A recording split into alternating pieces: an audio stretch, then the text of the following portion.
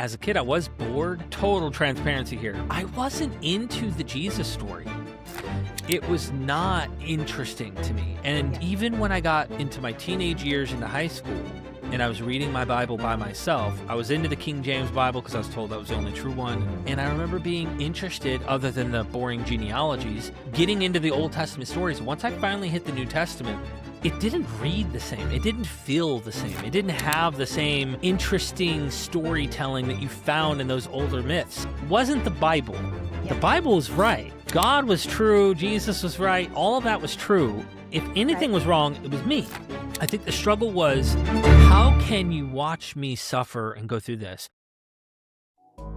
Welcome to Intrepid Storytelling, where the brave, the courageous, the dauntless, and the resolutely fearless share their journeys of hope, grit, and transformation.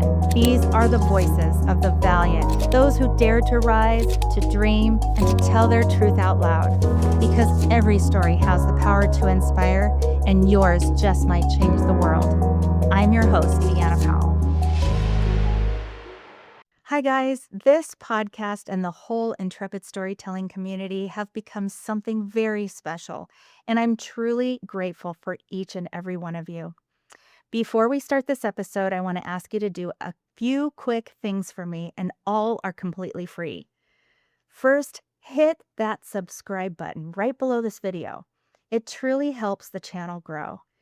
You can do the same thing with the like button. It sounds simple, but it tells YouTube to push this episode out to more people who may truly need to hear it.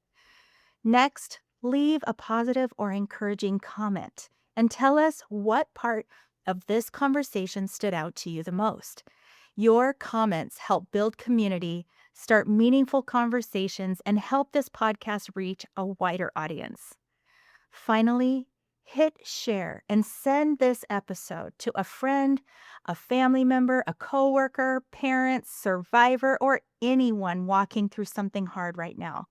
You never know when one story can change someone's entire day or their life. I am extremely honored and privileged to have Derek Lambert on with me today. And Derek is the host of one of my absolute favorite podcasts, MythVision podcast. And I have been watching MythVision for years. And it has been, we're going to talk a little bit about everything you do on MythVision, but particularly it has been such an integral part of my journey through deconstruction, reconstruction. Oh my gosh, I just really, truly thank you for the work you do and the scholars you have on your show. I have learned so much that I wish I would have learned a lot sooner in life. And now that I get to learn it from your channel, I'm just very grateful for the work you do. Thank you so much. Appreciate it. Yeah. And yeah, I'm trying. Yeah, you do a great job. And, I would really love to just set some intention here for today and ask you, why would you like to tell your story on Intrepid Storytelling today? Well, I love telling my story because if it weren't for others who were telling theirs, I wouldn't have a story to tell, So it's like, I really believe that it was people who helped me to be able to tell this story. Like there's power in storytelling. There's something that connects us. There's something that encourages us, motivates us, and it helps us to know that it's possible when we think it isn't, specifically when it comes to obviously addiction, but other avenues of life as well. I mean, you name it, it can be achieved. And hearing other people who've gone through it can encourage us. So yeah, I'm for storytelling time, Well, I mean, we each have a story, right? Exactly. We live a life. We go through hard times, happy times and hard times. We get through some of these hard times. Sometimes we feel so alone, like maybe we're the only one going through this. And then we hear somebody else tell their story and we're like, I'm not the only one that went through that. Thank God, Exactly. Yeah, our stories connect us to each other. And so in particular, your story connects me to you because we have so much in common. And I think, I don't know, maybe you'll be surprised, maybe you won't, because I bet you get this all the time. Yeah, I went through that too. But it's really, really cool that you're on to tell your story today. So can we start at the beginning? Where were you born? What was childhood Washington, like? Washington State. And I have like picture memory. of those first few years of my life. Like, Uh-huh. I don't remember it like a movie like I did as I get older. You know, you get older, you have a more developed memory. But it's like pictures. I mean, I was loved. I remember being loved. There may have been trauma that I didn't realize was going on even as an infant with my dad being an alcoholic. Mm. But I just remember my sisters, they were there. My mother was married prior to my two different guys before me. So I have two half sisters. Oh, okay. And then I have an actual 100% blood brother with my mom. And I remember the older sisters, and they were like playing with us, taking care of us. They were at least a decade or older, and we're little kids, you know, we're little babies and stuff. And so the house, I remember little things about dad playing music in the garage and like just having good memories. There were times I remember bad things happened, but I don't really remember what they were. Okay. And that was that. But I knew I was loved. I knew that. Yeah. My mom and dad loved me. Yeah. Yeah. So, yeah, some of those things like, if they're like, I don't know if you were spanked as a Yeah, I'm child sure. and that kind of stuff. Those are the kinds of things where I go, okay, I think maybe some of those things I've blocked out, parts of my memory, because I can relate to that for sure. But yeah, it's not all bad, right? Our childhoods. No. Yeah. Right. And I think I was spanked. I mean, even when I was, a young adult, not really knowing what I'm doing, I was out here whipping my oldest son. My middle son got a little bit of it, but then I came out of, life and stuff. My youngest son has been the most spoiled and doesn't get the older boys are like, you didn't do that to us. Why didn't you?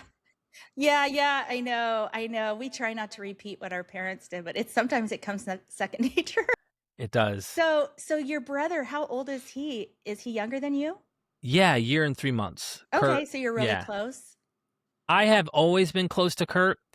And, you get kids and grow up and move out of state. You're not as connected as you were. But, like, when I say we were close, I mean, like, we were close. And, like, you don't mess with my brother. You know what I mean? Like, I'm protective.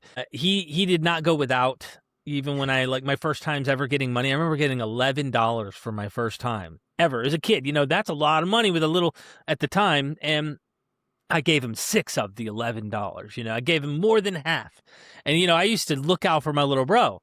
That's so and sweet. We're still tight, don't get me wrong, but he's still struggling. And he's still living where I was over a decade ago in addiction. And when he gets out of it, he's calling big bro. When silence comes along, isolation, he's back to the same old thing. And it's, you've set a good example with your life on, it's hard too, because addiction does not discriminate. And when it gets its claws in you, it's really hard to shake it, even though you want, you have the best intentions of quitting and stuff.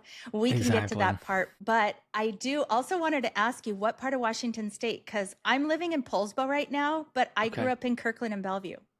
Okay. So I was born in Pasco.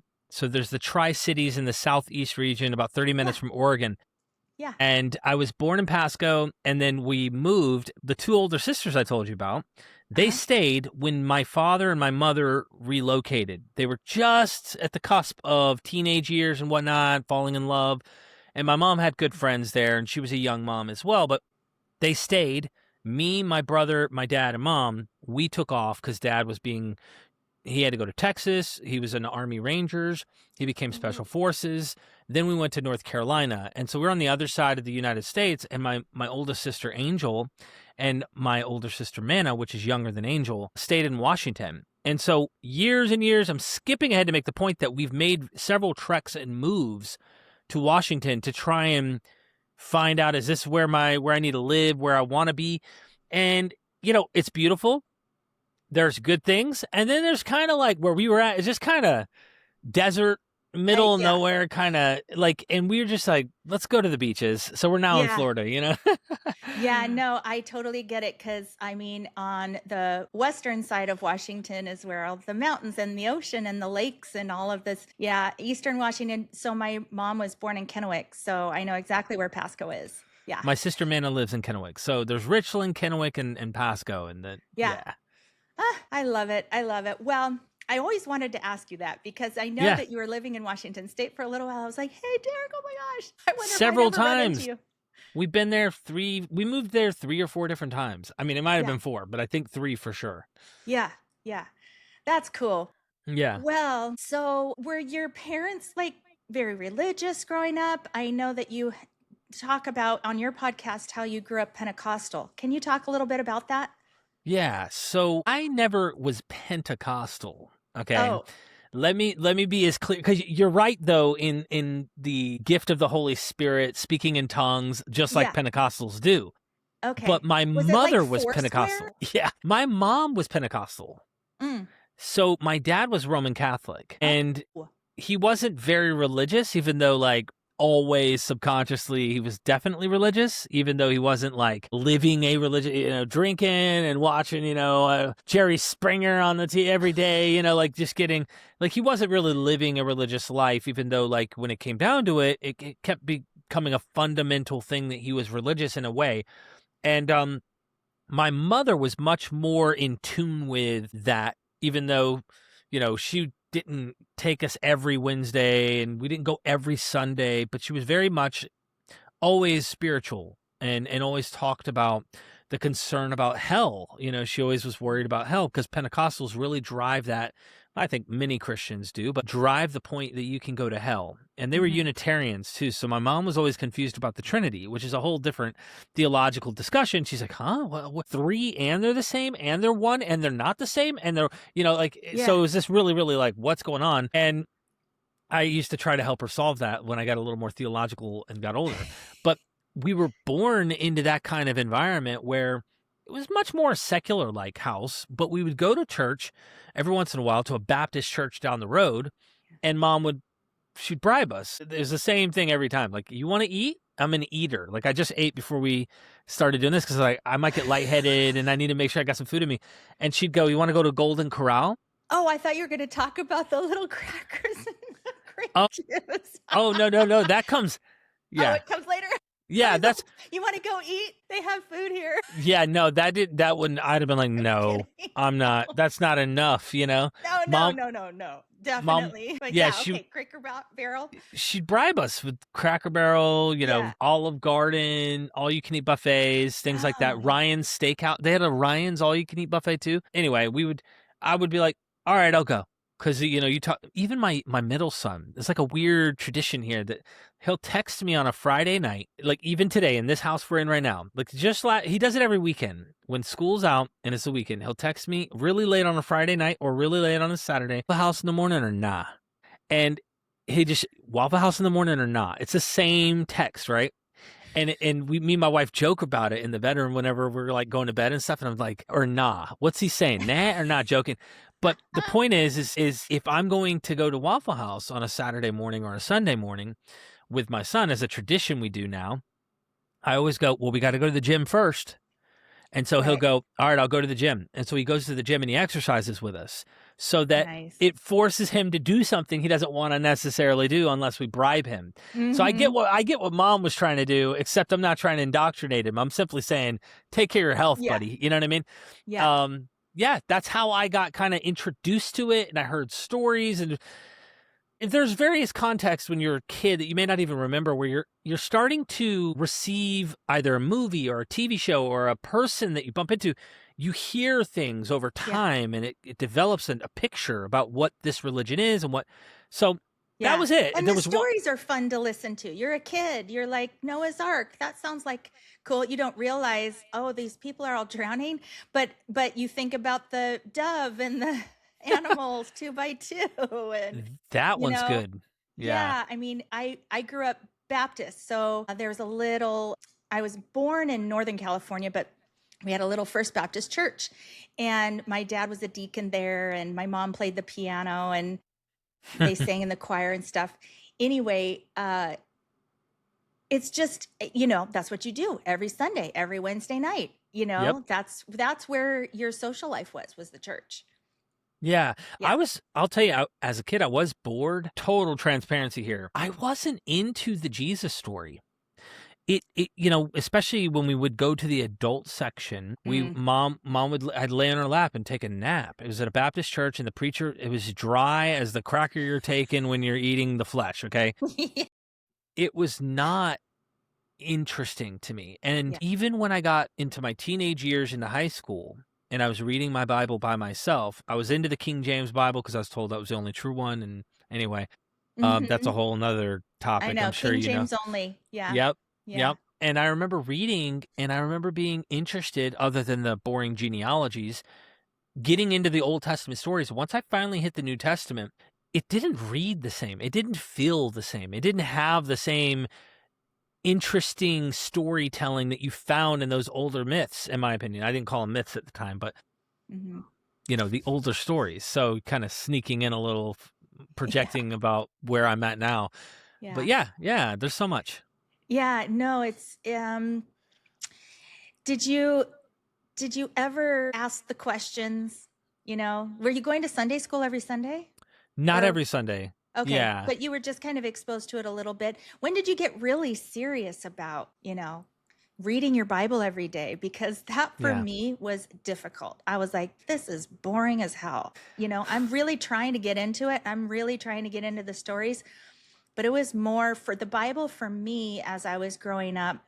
I was told the stories and told the parables, told the lessons. And this is where, if you have a question or you're having a struggle, this is where you can go to find the answer. And then I'd look in the glossary for the word that I was searching, like sadness or jealousy or whatever. And then I'd find the verses related to that, whatever it was that I was looking for. And then I'd go read those Bibles. So it was more like a study book for me, or reference book, right? Than it ever was like a reading cover to cover book.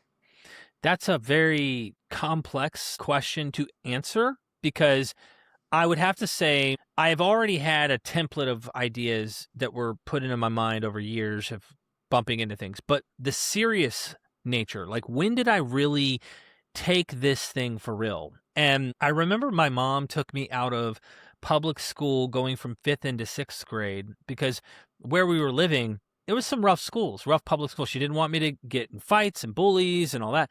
And she remembered I had been, like, I got in a fight at a public school to defend myself because I was being picked on. I tucked my shirt in, and I guess my zipper was down and my shirt was like poking out of my zipper area. So this guy mocking me, and I'm like, dude, and then everyone's laughing at me, and then he puts his hands on me, like, stop. And that's when I did what they call a coda gash. It's where you take their wrist and you twist them to the ground and you, like, subdue them in a way and hold them there and say, stop, I told you stop. So I got suspended, and my mom went in there and she got me out. So she was like, okay, we're done with risking you getting into, like, getting hurt or something happening. So she put me in this private school called Cornerstone Christian Academy. Okay. 6th grade. I knew a bunch about Jesus in a way, but it wasn't, like, sold out, And I remember going to in the school, we had a sermon service type thing at a school day. It's a weird memory because that wasn't normal. This was a different event they were doing. And the guy was, like, really getting emotional behind the microphone. And he was like, have you told a lie? Young men, young women, have you told a lie? And I'm like, and everybody raises their hand. Well, he's just saying, I want you to tell yourself. I don't need to hear, and I remember, like, yeah. And then he's like, if you've told a lie, so he's like selling you on the sickness, okay? He's like, if you've told a lie, you have to lie about that lie. So now you have to lie to cover up your lie. And then he gave this visual of, like, rubber bands. I don't know what he was doing in it, and I can't remember exactly how it related, but rubber bands somehow tied together, and it showed that there was this big problem that you told a lie. And it's like he made it sound like it was in a bank. Like, all of this is somewhere, and it isn't going to disappear. Like, it has to be paid for. So then he sold me on God the Father, who loves you unconditionally. Now, I know my dad loves me. I know that my dad also struggled, and he also got very verbally not so loving when he would get drunk. Very rarely physical, but mostly verbal abuse. And he was really bad toward my mom. And so we were picking up on that, and then we would get defensive of mom, and then we got targeted and all of that under the alcoholic, house. So the next day, Dad is crying and he's apologizing and he's completely like, I lost control and I'm never meant that. It's not true. Don't believe anything I said, blah, blah, blah, kind of stuff. And it's like, and then you do that every day for years. You don't know what reality is. Mm-hmm. So when I heard there was a Father in heaven who will never let you down, unconditionally loves you so much that he sent his only son, which I can kind of relate to this story because I'm a son and, not the only one, but like I'm a son. And so there was Mm-hmm. this like depth that I felt that day. So I went down to the altar when he did an altar call and I was like, I want this in my life. I want that, whatever that is that you just told me, if that's true. And I didn't question whether it was true. It was so emotionally appealing and there was so much environmental pressures that were rewarding in the process of you getting pat on the back. The teachers that once kind of were assholes all year were Mm-hmm. really like, you wonderful Derek. I'm so proud of you. Like you're just like, whoa, oh my gosh, this is real. This is good. My life is getting better because of it. And it's like, it was a social Yeah. reward that I was getting right out the gate. And I remember to this day feeling like my feet didn't touch the ground the rest of that day. Mm-hmm. I really felt light as a feather. And I think that was the deepest initial experience I had when I accepted and truly was like, you're my Lord and I'm going to follow you and you're my Father. Like, this is it. I don't have to worry. I've got a Father who's going to look out for me. That was the beginning. I was probably 12 and I think 12, maybe 11, but I think I was 12. And I remember going to a house church where they took it a little further and they were like, when you get saved, you need to have the Holy Ghost. And I'm like, yeah, like Holy Ghost, Holy Spirit, same thing. And I'm like, okay. And they're like, well, in order to know you have the Holy Spirit, you have to show signs that you have it. And one of those signs is that you can speak in tongues. The whole utterances of a language that you don't even know what it is. So I'm like, okay, all right, what do I do? And they're like, you don't do anything. It's just going to happen. We'll just pray for you to get the Holy Spirit so that you can be sealed and for sure saved. Now, this is at the house church, King James onlyist. They had some real wild doctrines that I found out later on. I didn't know at the time. Jesus, when he died, he didn't just die. He went to hell for 3 days and was being tortured by Satan and the demons, okay, in hell. So he's not just like dead in a grave and that's it. Like, this dude's suffering. And then we would go a step further and be like, a day is like a 1,000 years and 1,000 years is as a day. Jesus was in hell for 3,000 years, technically, in a way. Like, we'd come up with wild things to, anyway. I know. Yeah. So I'm standing there going, okay. And they're praying over me and they're telling me, you're going to get it. You're going to get it. And I'm thinking they told me it's going to happen. I don't have to do it. Like, it's just going to do it for you. Yeah. And I'm you're sitting just waiting and waiting. I'm just sitting there for 5 and they're going, they're trying harder. They're trying to get me. And I'm like, finally, I just start to do it. And they start rewarding me. Oh, yes, Lord, and it made me more want to do it. Like, making it up. And then you get in the habit of believing that by doing this, you're actually talking the language that angels speak. Mm-hmm. And that you don't know what it is, so there has to be an interpreter. Now, this church, we'd ramble in tongues, and there wasn't an interpreter like 90% of the time. So Paul would have been pissed off at us. Okay, just saying. Right. But we were trying, and that started. But I think it was, if you ask me why did I take it so serious, I think that it played a significant role into my traumas and in my heart, because I really loved my mom, my dad. Like, they called me Dare Bear. That's my nickname. Because I was very teddy bear-like, very just try to be loving to everyone and anything. And you wanted to be a good boy, and you wanted to be your best. And yeah. I did. Yeah. I did too. Like, there were certain things too. And I think also, I don't know. It's hard because, see, now there wasn't really a time. I just remember being so scared of hell that at 6 or 7, because I don't remember my exact age either, but I just remember thinking and being deeply concerned that there's a hell and I'm going to go to hell and suffer for the rest of my life if I don't ask Jesus into my heart. And as like a 6-year-old, you're just petrified of hell and hurt and pain and, and then think of all the people around the Yeah. world.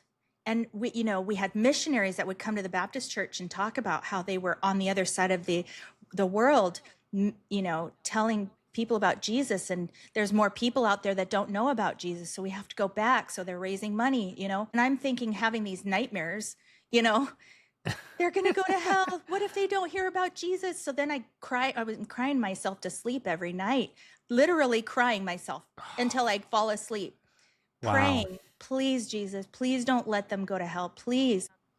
And I think I have to pray for each and every single person. So I'm praying for this person and this person and this is why it's taken me so long to pray for each person every single night. Oh my gosh. I mean, the trauma for me, the religious trauma, that's where it really started for me. And I can kind of see now, because I was born into it, raised in it, I didn't know anything different. My dad he started a Christian school at our church. He was the principal of my elementary school, Placerville Christian. When I went to Bellevue Christian. When we moved to Bellevue from California, we came back up to Bellevue. My dad was the Bible teacher of my middle school, my junior high at Bellevue Christian. And then I was K through 12 Christian school. And then when I got into high school, he was like, well, I think I'll teach math. So I had him for freshman math and my senior year for math. So it's kind of funny because I'm a teacher's kid, and we started a church, a Presbyterian church, where my parents were the music, and then another family was the seminary. But so I kind of like PKTK. Oh but my God. Isn't it crazy? Because you do really want it. I just yearned to, when did I didn't have this transformation. It wasn't like this, now I'm set free, Yeah. I was just petrified of hell. And that's why I asked Jesus into my heart. And then we were the once saved, always saved Baptists. So, yes. yeah. So, I mean, and yeah, I got baptized and everything, because you're not fully saved until you're baptized. So that's what I did at 7 years old. So anyway, I don't want to take over your story, but I can relate to some of these things where you're just like, I really want to do it right. I really want this. And why am I not feeling, for me, I was like, why am I not connecting to the Bible? Right. When I read it, and I'm trying to read it cover to cover, but I'm not connecting to this. I'm trying. But yeah, it was really, there was such a juxtaposition between the stories and then what was happening in real life for me. Yeah. Yeah. There's a lot there. I think I heard the Bible stories. I got DVDs along the way that show the movies and things. I was into that. I think I started to really read my Bible, really read the Bible on my own and be into it when I was in high school. And I took my Bible to school as a public school. I was no longer in a private school. I only went for 1 year. Then it was all public school from then on out. Okay. And I remember reading it and going, I need to start from the beginning. Now, I had a real internal, serious faith. I am a devout Christian. All the boys are out here with girlfriends, birds and the bees, figuring it out. I had done that when I went to Puerto Rico, and then I came back and she had cheated on me, and I was like, that's it. And then I became this super duper Christian. I'm talking like just absolute abstinent. I'm not playing around with girls. I am focused on Jesus, and this is it. And I was super nutty religious, about it. And in that process, I was like, let me read the Bible. I'm going to go from the beginning, though. What better place than in the beginning? And so I went from the beginning, and I started reading. And I got to some genealogy stuff, and I was like, oh, this is... that part was really hard for me, too. What age were you when you did that? You were in high school?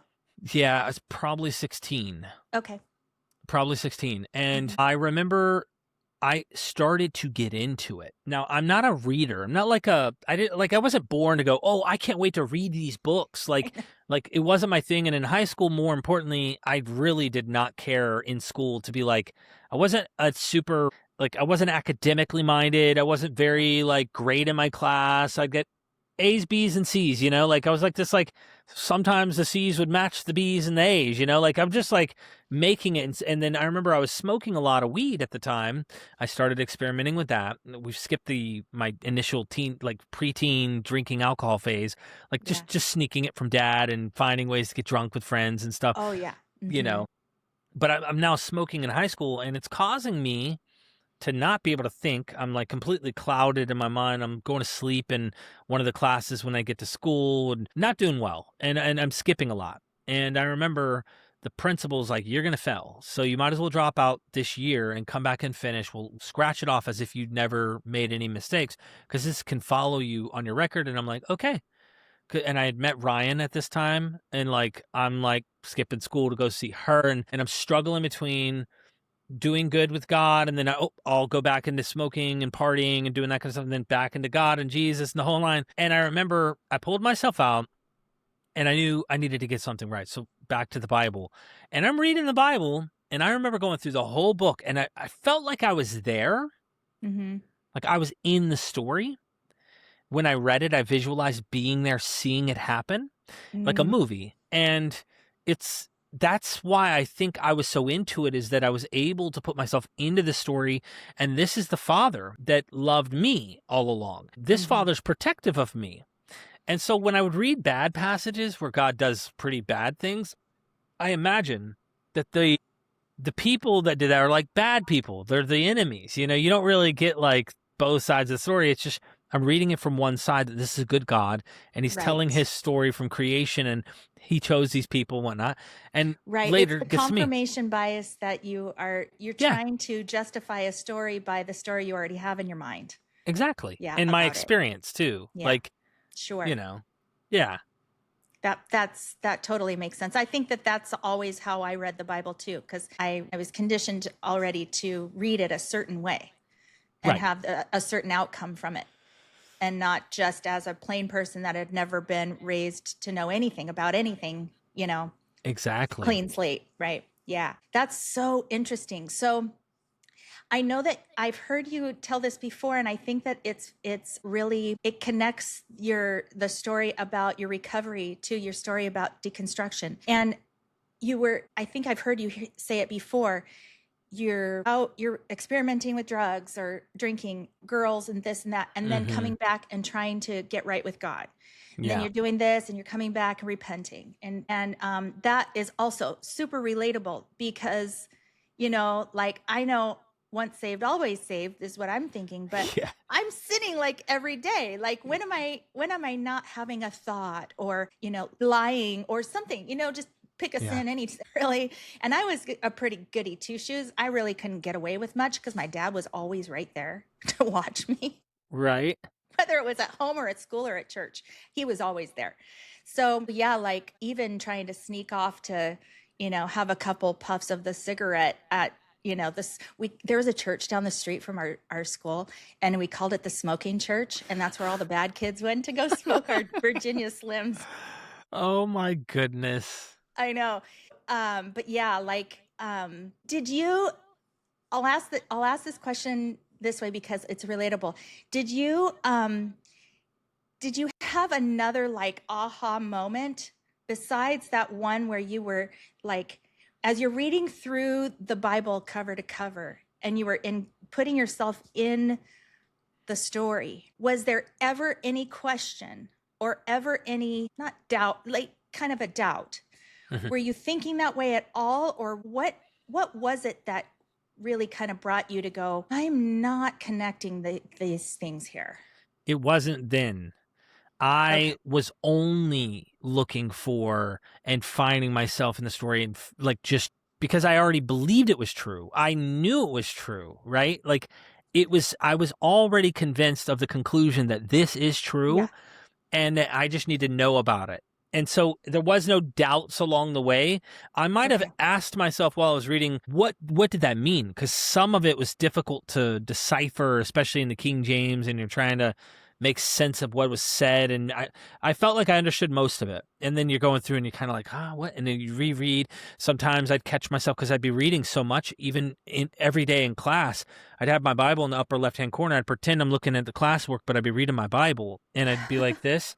But I'm really looking over here, and like you could see, you know, my eyes wouldn't be watching. So there were moments where I'd have to go after reading a whole chapter. I'd be like, I don't even remember what I just read. I have to reread it, you know, because I don't know if that's the ADHD or some kind of something. But I remember going through it, not having that. That didn't come till way later.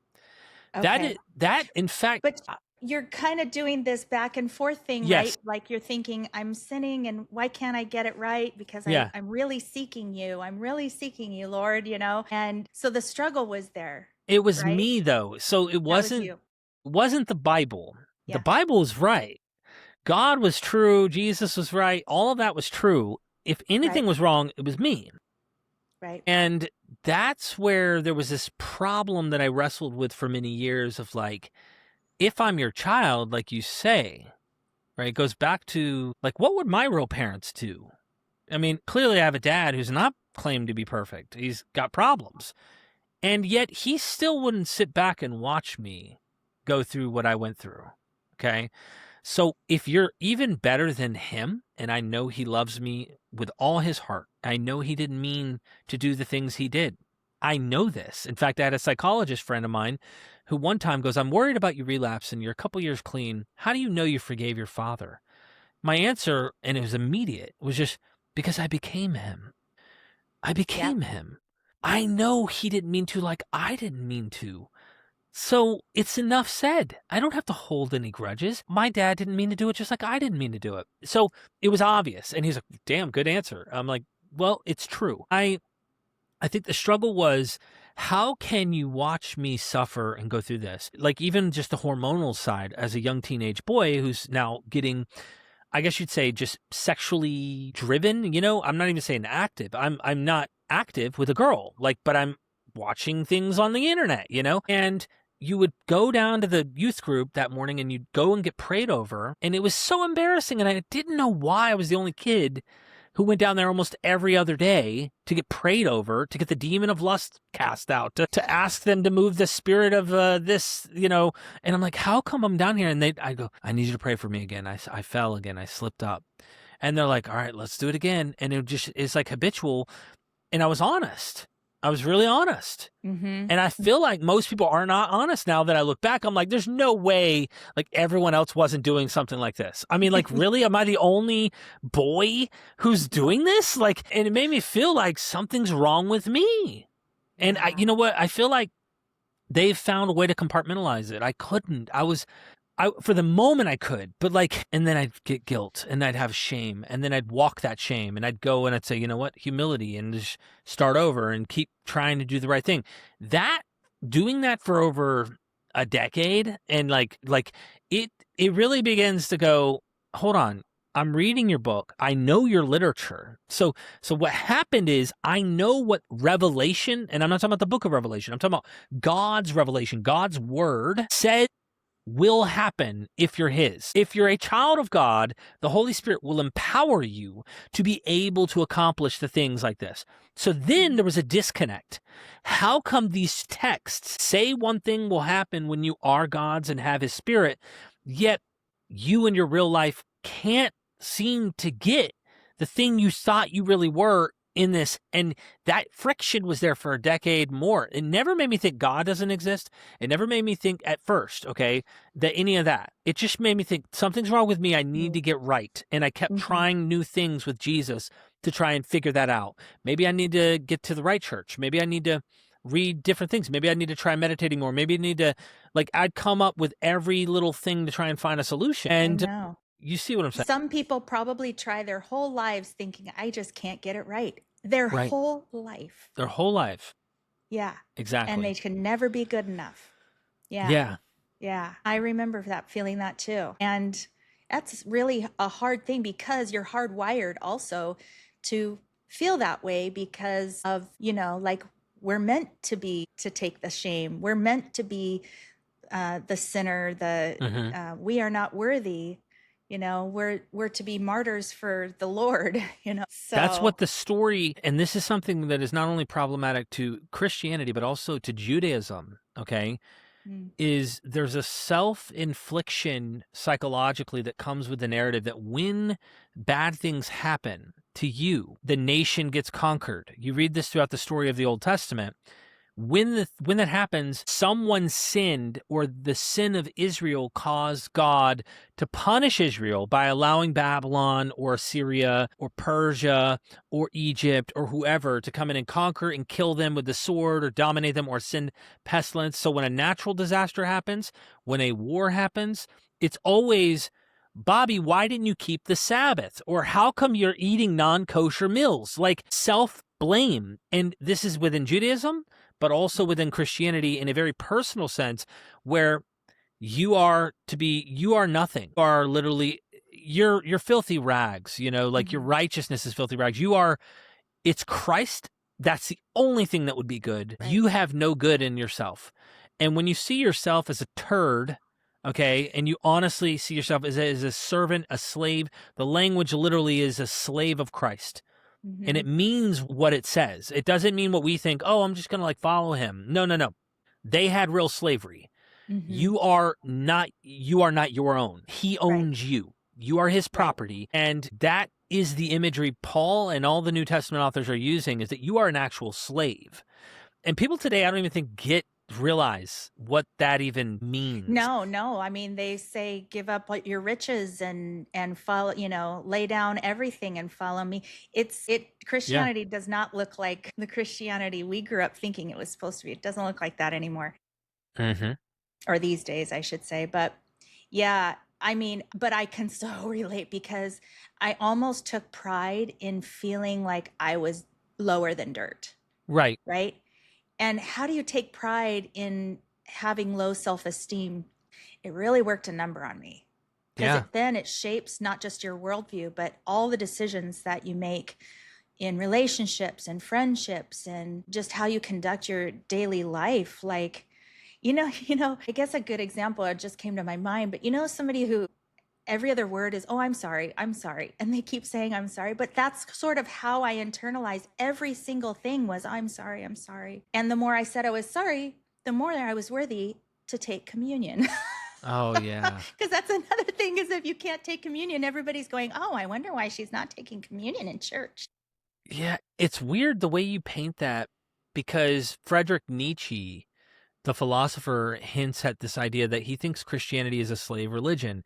He thinks historically that it was a religion that obviously prospered among slaves, most importantly, the lower class people. And if you look at it through a psychological lens, the analogy I like to give is, when we hear every once in a while on the news, some random situation happens where a girl escapes some guy's dungeon after being in there for 15 years. Like, we hear about it, and we're like, this girl went missing. Guess what? Recently, this person went to go deliver something. He heard a scream, and then he kicks the door to help. And then this girl comes out. She's like, he's had me as a prisoner. Look me up, blah, blah, blah, blah. And she's running. And you're like, what? And then we find out that this poor girl back in 1995 was abducted. And this guy had constructed this, massive underground basement torture chamber where he was sexually abusing this girl for years. She has had 5 kids by him by now. Insane, right? So how does she survive that for 15 years? And you have to imagine the abuse. At first, she probably was fighting. She probably very much felt pride and defensive and, no, I'm not going to do these things, and you're not going to do this. At some point, to survive, she had to believe this was a good thing, or somehow convince herself of a lie that this is the righteous way, or this is okay. This was meant to happen to me. And this, to justify and to be able to cope with the reality that she's living in. And so some have posited that the philosophy of slave mindsets, people who don't have real control, they're submissive, and they are just clearly not in the upper echelon of society, that philosophy is what's seeping out of Christianity, and that we are digesting through the doctrines we now are learning about the last shall be first, the meek will inherit the earth, hit him on the other cheek. All of these things that we would not naturally do. We would naturally be like, you hit me on the face? Say, what? It's all things that you would do to cope with, these kinds of realities. But they also believed in the New Testament that the end was going to happen very soon. So don't worry, they're getting what's coming to them. Don't you worry. So you can fetishize the destruction of your enemy while pretending publicly that you're really showing all this good things, but it's only heaping coals on their heads. So when the end comes and my Lord comes, he's going to F you up and it's going to be bad. You know what I mean? There was such, yeah, I totally do. And it's this two sides of a coin though, right? So you are supposed to, blessed are the meek, turn the other cheek. But at the same time, I would get a message like maybe from my mom or something. Like, let's say, my friends at school would bully me or something, make fun. And I was never taught how to defend myself because it's turn the other cheek. But at the same time, my mom is telling me, well, you don't have to put up with that, and I'm like, but wait, how? Like how? I'm not supposed, anything prideful or any kind of self-worth was looked down upon in our family. So like even the word self-worth, we could not use in our family. Wow.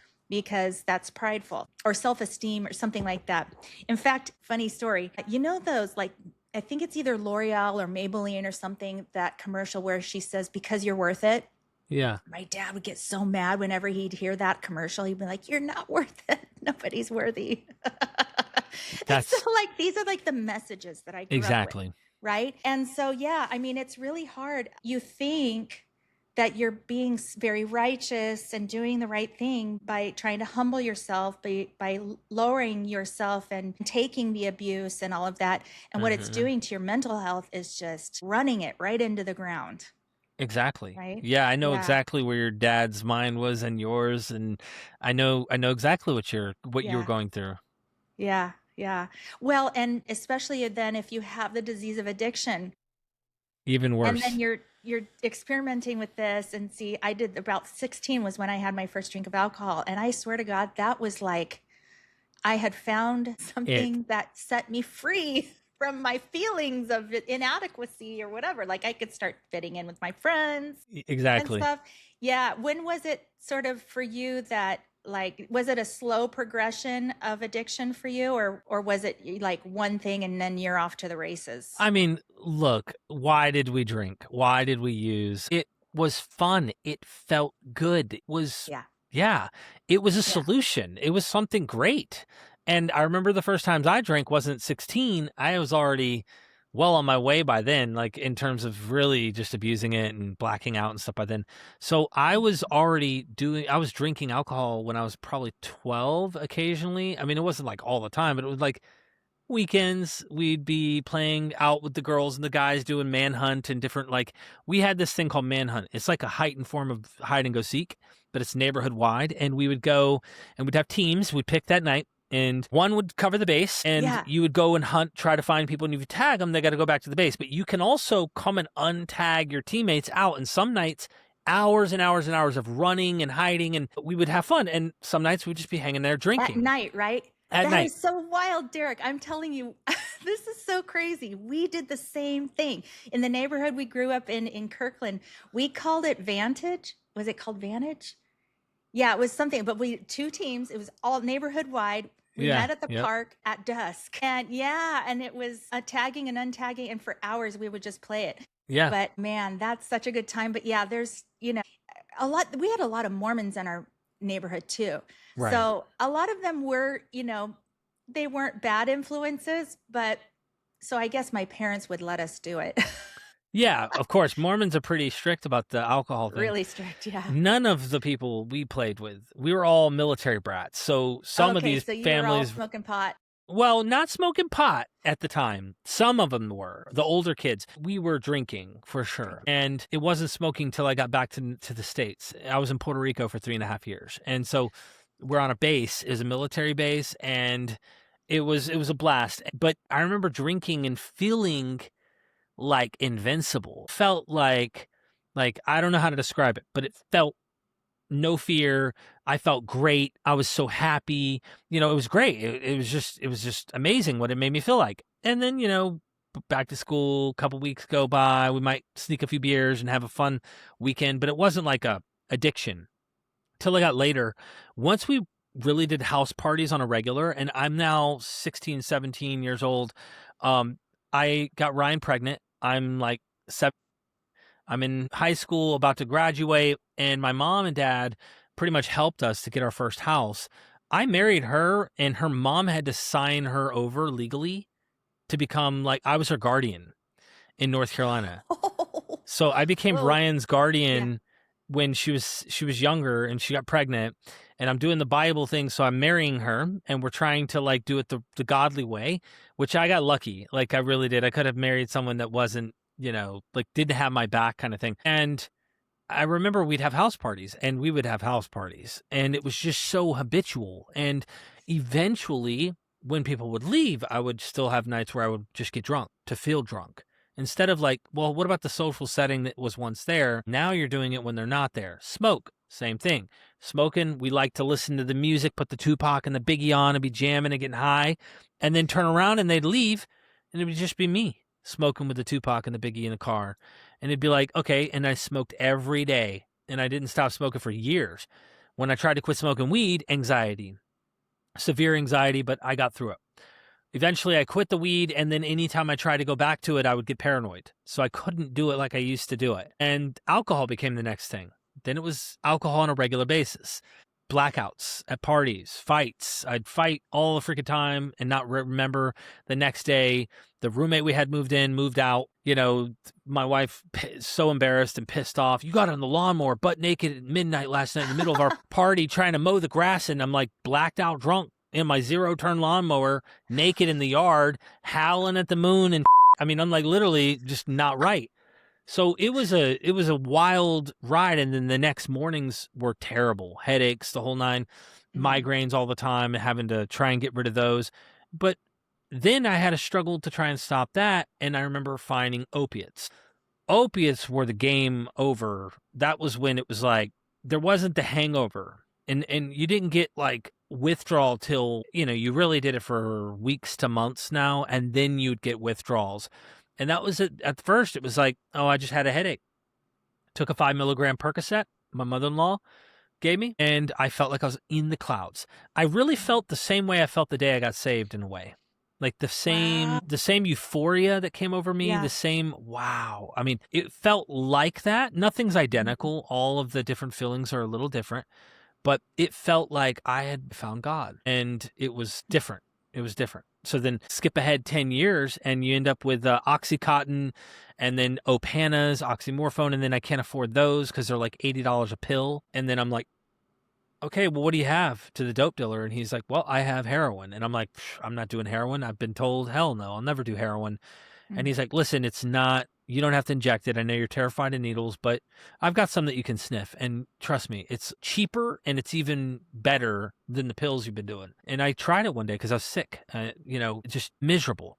I tried it and I was like, you weren't lying. Wow. They lied to me is what I thought. I thought they lied to me. Then I didn't realize how dark that path would get, because I'm scaredy cat of needles. Yeah. And then the day came when even I didn't have enough money to do it, to sniff enough of what would help me get out of being sick.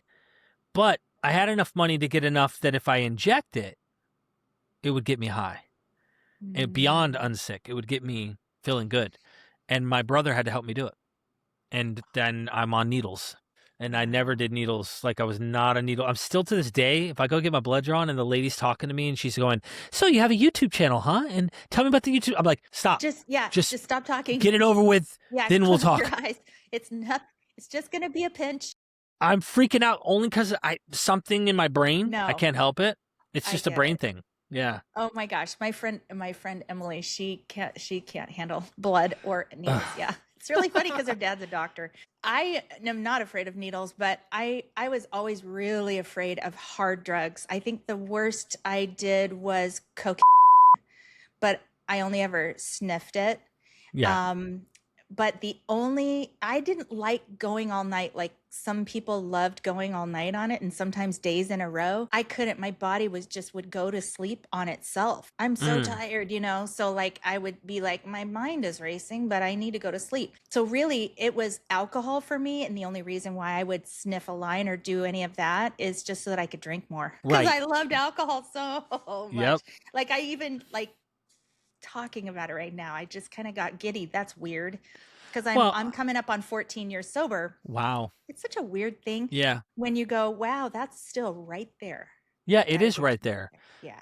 And I think it'll always be right there. I mean, and I just think we've set up boundaries in our lives that, for me, I try to describe it to my brother as there's like walls I set up in my life between me and what it is. In order for me to get back to that thing, I would have to break down many boundaries I've set up over the years that they're almost like It's very non-negotiable. hard. Yeah, you can't, like, it's like, and even if you tried, you'd have to do so much effort to mentally get there. Yes. Just to mentally try to get there. Yeah. Yes. And if you were to get there, it would have to be incognito. Like it would have to be a full-blown lie, because I have been so out and proud of my sobriety that people would be like, people wouldn't believe it if they heard I was drinking again. They wouldn't believe it, because that's how sober I am. That's how I am. I mean, that's where I'm at. And I feel like out of all the damage that has been done, I mean, obviously I tried to go back to weed when I was trying to get off the painkillers, and paranoia, I mean, like literally hallucinating and stuff. It was too much. And the alcohol, I'd black out. And what did it for me is I woke up one day, and this is why I knew I could, like, I didn't hold anything against my dad, was I woke up one day and my sister Manna texted me, and she said, hey, I was back in Washington. She said, "It's time, bro." And I'm like, "It's time? What the hell is she talking about?" And I remember waking up trying to reach over to kiss Ryan, and she's like, "Don't touch me." She said, "Last night you blacked out and you put your hands on me, and our kids saw it." And I don't even remember. And I remember being like terrible headache, the whole nine, same thing. I'd get blacked out drunk, drink. What I'd like to do at the time was go get some liquor, and then also, you know, get some ridiculous beers from the gas station that were just like the nasty, very high content alcohol kind. And I'd black out. I'd black out. And I'd just get there sitting on the couch till I black out. And I guess the werewolf came out, and she said, "It's time, bro." And then I remember when Ryan told me that I had physically harmed her, I was like, all right, I'm done. I went to an Alcoholics Anonymous meeting. I immediately went in and just started talking to people, and I got off alcohol. And I think that ever since that day, other than one day when I was back on heroin, I had one beer at a 4th of July, and it tasted like absolute piss. It did, especially while I was on heroin at the time. So I was like, I'm not into it. I didn't give a shit about it. I was a one drug at a time kind of person. And that was the only time I had a beer, which is why I only count that I was like 11 years ago. This is the last time I had alcohol, but it was really like 12. And it's been over 10 years now off of heroin. But I remember I don't count it as sobriety. Like, even if I had one beer, I was like, nope, it was a year before the heroin quit situation, but it was really like 2 years since I've been drunk, you know, prior. So yeah, that's kind of like what happened, I guess, to get to the deconversion side of things, though, and how this all. Yeah, because it kind of happened kind of simultaneously. Am I getting that right? Can you talk about, because before you hit rock bottom, you were also preaching, weren't you? Like, were you preaching? That's how far you got into. My life would go back and forth. Okay. So I would get sober for 2 years, and I'd be super Jesus freak, and I'd be at a PCA Presbyterian church, and I'd go to college, and I'd get 2 years associate's degree, and I'd be all about the commentaries and diving deep into Jesus. Then I'd get a my wisdom teeth extracted, and they'd prescribe me painkillers. Boom, back on the road for another year and a half, 2 years. I'd get clean another year. I'd be back in AA. I'd be going to this and that. I'd be going to church. I'd be about Jesus, worship music. Boom, I'd relapse, and I'd end up on painkillers somehow, or I end up drinking. One of them, I ended up relapsing through alcohol and started drinking very heavily because I was at church, and I remember drinking the wine at a Presbyterian PCA church and the cracker, and the warmth of it going down my esophagus made me go, well, if Jesus and the disciples drank wine, and I'm a follower of Christ, I can drink wine. Any justification. And I always used to say in Alcoholics Anonymous, I'd say when I'd get my chance to speak or I'd speak up, I'd go, even in the holies of holies, I get myself in trouble. You see what I'm saying? So I would like say that kind of stuff. But yeah, what happened was somewhere in the last year or two, I had been studying for, since I was a little kid. But the last year or two is when I came across a few videos on YouTube where I saw people comparing Jesus to other gods and other people. And I was like, Jesus is not comparable in my mind my whole life, right? But I am skin crawling, opiate withdrawal, humiliated. Like, what do I know? You know, like that's where my mind is, like kind of like the humbling experience, but in a different way. It's not like all fault on me. It's almost like, what if what I think is wrong kind of thing? Like, what if I'm wrong? What if I don't know what is true? You know, at that point. And I'm watching this video, and it's the Zeitgeist movie. So if anyone who wants to know, I always get laughs from people. Oh, you believed in Zeitgeist? It's like, hold on. I didn't know. I didn't know about the primary sources. I had never heard anyone try to compare Jesus to these people. I didn't know that there was real people out there who thought this. So when I heard it, I didn't know what to believe about it, but it was like, what if they're right about some of this? Like, what if there is something to it? It was enough for me, even if they were wrong about 50% of what they said. It was enough for me to go, maybe there's something to this. What if there's something to it? It makes sense that there would be something to this, but I shelved it. Got clean and sober, Jesus still, but it was there in my mind. It was still there. I mean, look, I worked at the Christian bookstore before. I was getting the DVDs for like a year and a half. I worked there. I mean, I was really about it, about like just being around Christian stuff, Jesus stuff. And once I got sober and I realized I was about to die and I went into the rooms again and I was just needing help, I was still praying. I might have used Jesus' name sometimes, but there were other times I was just like, if whatever you are out there, if there is anything, I need your help. That's all. I need you, whatever that is. If you watch what I'm going through right now, if there's a time in my life I need it, it's now. I need you to do it because I don't know how. Like, I don't know how. And I remember having a foxhole kind of prayer, so to speak, of like, save me from this.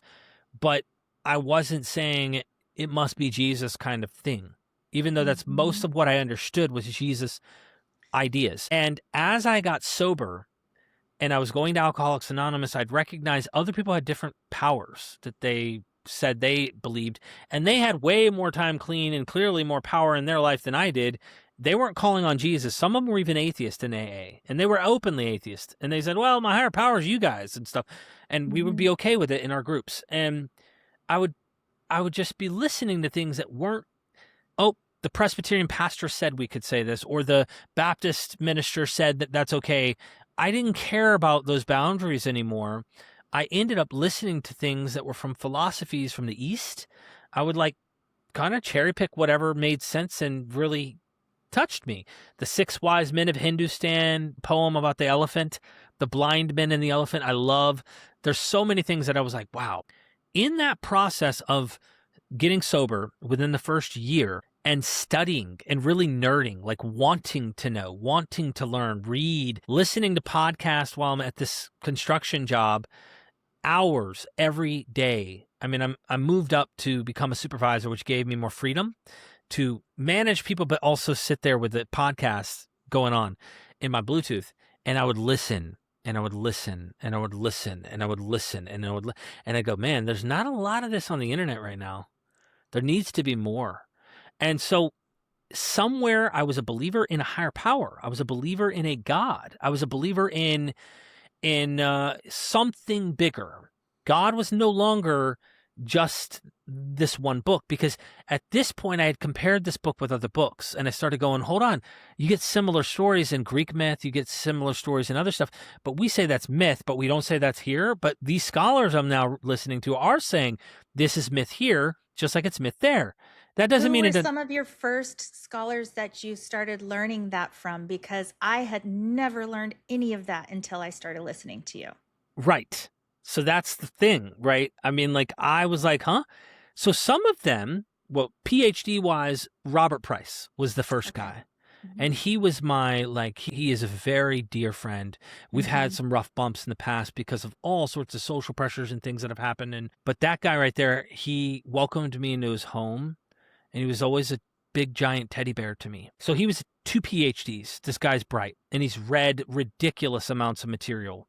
Others who weren't PhDs in the field, Dia Murdoch, Acharya S., was behind the Zeitgeist movie. So her work was behind the Zeitgeist movie. She's not a PhD, But she was smart, and it made me go, huh, what's going on here? Here's this lay person that I could connect to. She died of cancer, and if she wouldn't have, I would have interviewed her, and we would have had her on MythVision just to get her take, you know? Then there's Manly P. Hall, was a Freemason from the 90s who recognized mythic patterns and parallels, and he's the first guy that I ever heard who deciphered using astrotheology. It's kind of a complicated term for viewers who may not know, but it's the story of, like, if you're reading a story in the Bible, it's not really just telling you what you're reading.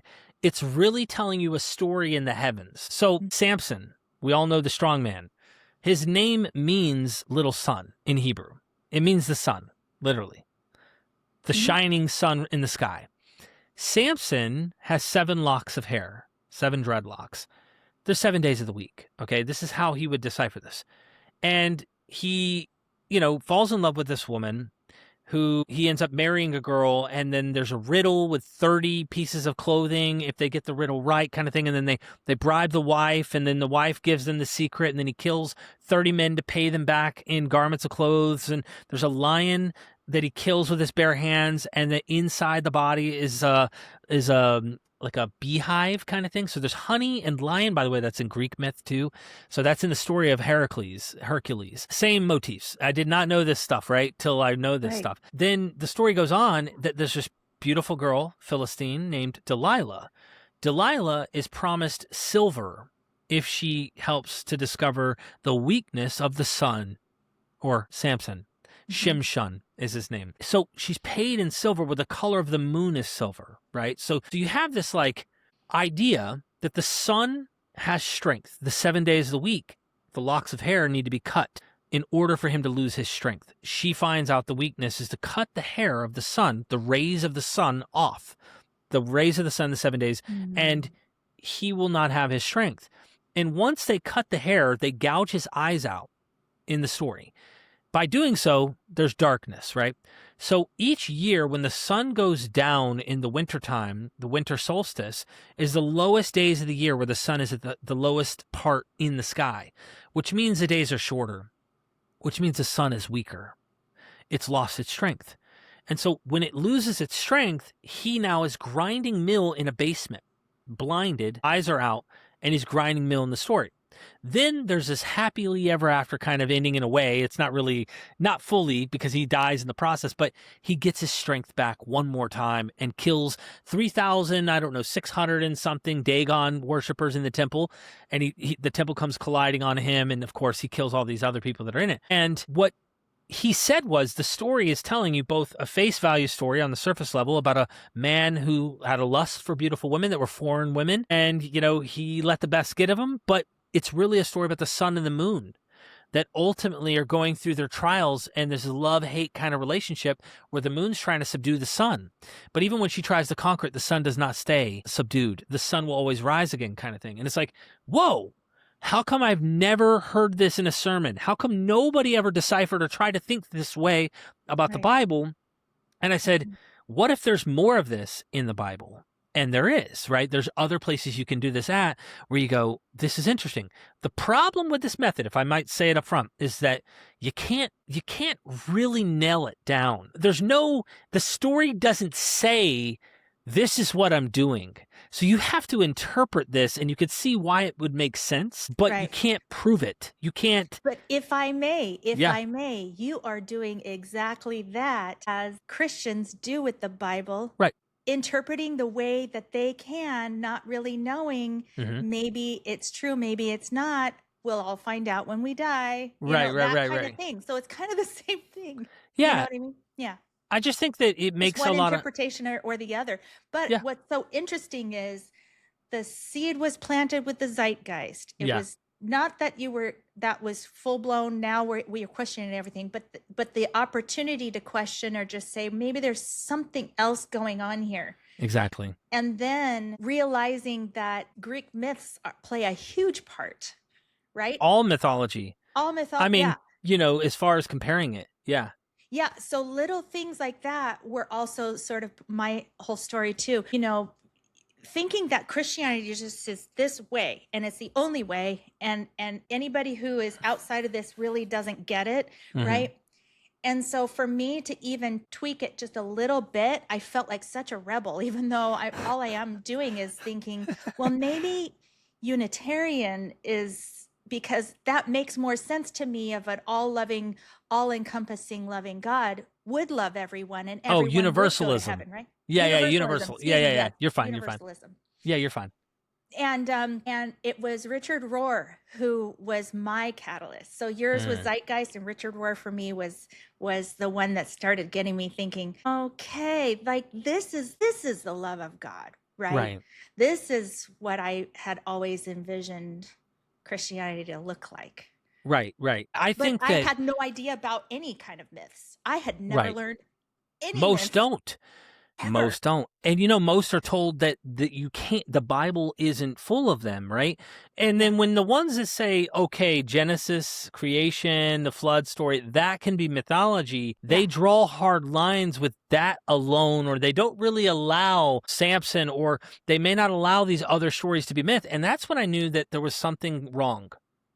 It was enough for the conspiracy in me to realize there's a conspiracy. And I'm not a conspiracy guy, okay? I'm not like everything is a secret of something else, like the whole world is like I don't live my life like that. But I knew that they were hiding this from me when I realized there was a whole bunch of scholars that actually did see this material this way. And the only way I was ever introduced to those scholars, which I never really was introduced to them, was that we called them liberal scholars. So when you started to hear something that sounded like it was getting away from the fundamental faith that we had, just label them liberal, and then it makes your ears turn off. Ears. Exactly. Right. Yes. Yeah. And anytime I was told to close my ears, I thought I was doing the right thing, but that is you should be doing the opposite of that, really. Exactly. Because if a Christianity can stand up to scrutiny, shouldn't we be listening to all of this and figuring it out? Yeah. You would think, right? You would think. But and the thing is that the truth will set you free kind of thing is a philosophy that I held on to even in these dark times. And I say dark times as in, from the Christian side, you think it's going to be bad, or like this seems like a doom position, like you're going down a dark path. But you don't realize that it's really bright and sunny on the other side. You didn't have a clue that it was on the other side. Almost like, did you ever watch Interstellar? No. Okay, don't want to. I really wasn't allowed to watch or listen to anything. This is recent. It's like, I don't know, like 4 or 5 years maybe. I don't know. But okay, then no, I haven't. Matthew McConaughey, I don't want to butcher it for you, and I don't want to like spoil it in case you haven't seen it. You should check it out. But it's like, it's this idea that on the other side there is something else that you're afraid on this side. Which movie you're talking about? Yeah. Okay. Yeah, and I don't want to like spoil it and say the ending. But I'll say this too, when you brought up the whole universalism thing, even today, I can make a form of Christianity in my mind that is way better than every form of Orthodox Christianity we've typically been taught in our everyday experience. Origen hinted at this, one of the church fathers, and he said that God is so loving. Okay, and the love of God that we do see as good, that we learned when we were Christians, that we really felt like that's good. Like that is if we could just have that as God, then what was everybody angry about? Well, Origen said God's love is so powerful that even in the end, the devil, Satan himself, will repent and God will forgive him. Now, I don't know about you, but if you're going to talk about the love of God being unconditional, and your message is that everyone in the end is saved, everyone will get it. Maybe we just don't understand why the things happen the way they do in this world. Maybe we just don't get it. Maybe the problem of evil, is a problem we think is a problem, but like maybe when we get to the other side, God can explain it all and it all makes sense somehow. I don't know. But, that teaching is a far, far better one than an actual place where you're going to destroy a person, annihilationism, or eternal conscious torment. So either way you go, I think that universalism should end up winning out on Christianity if they're going to have a chance at surviving in the long run. If. And here's the thing, okay? With all of the Epstein files and all of this sexual abuse, children's sexual abuse stuff going around, and you want to start thinking, well, they're going to go to heaven too, then you start going, wait a second. Yeah, that's the I problem. think I kind of wish there was a hell, and I'd like for them to go there, please.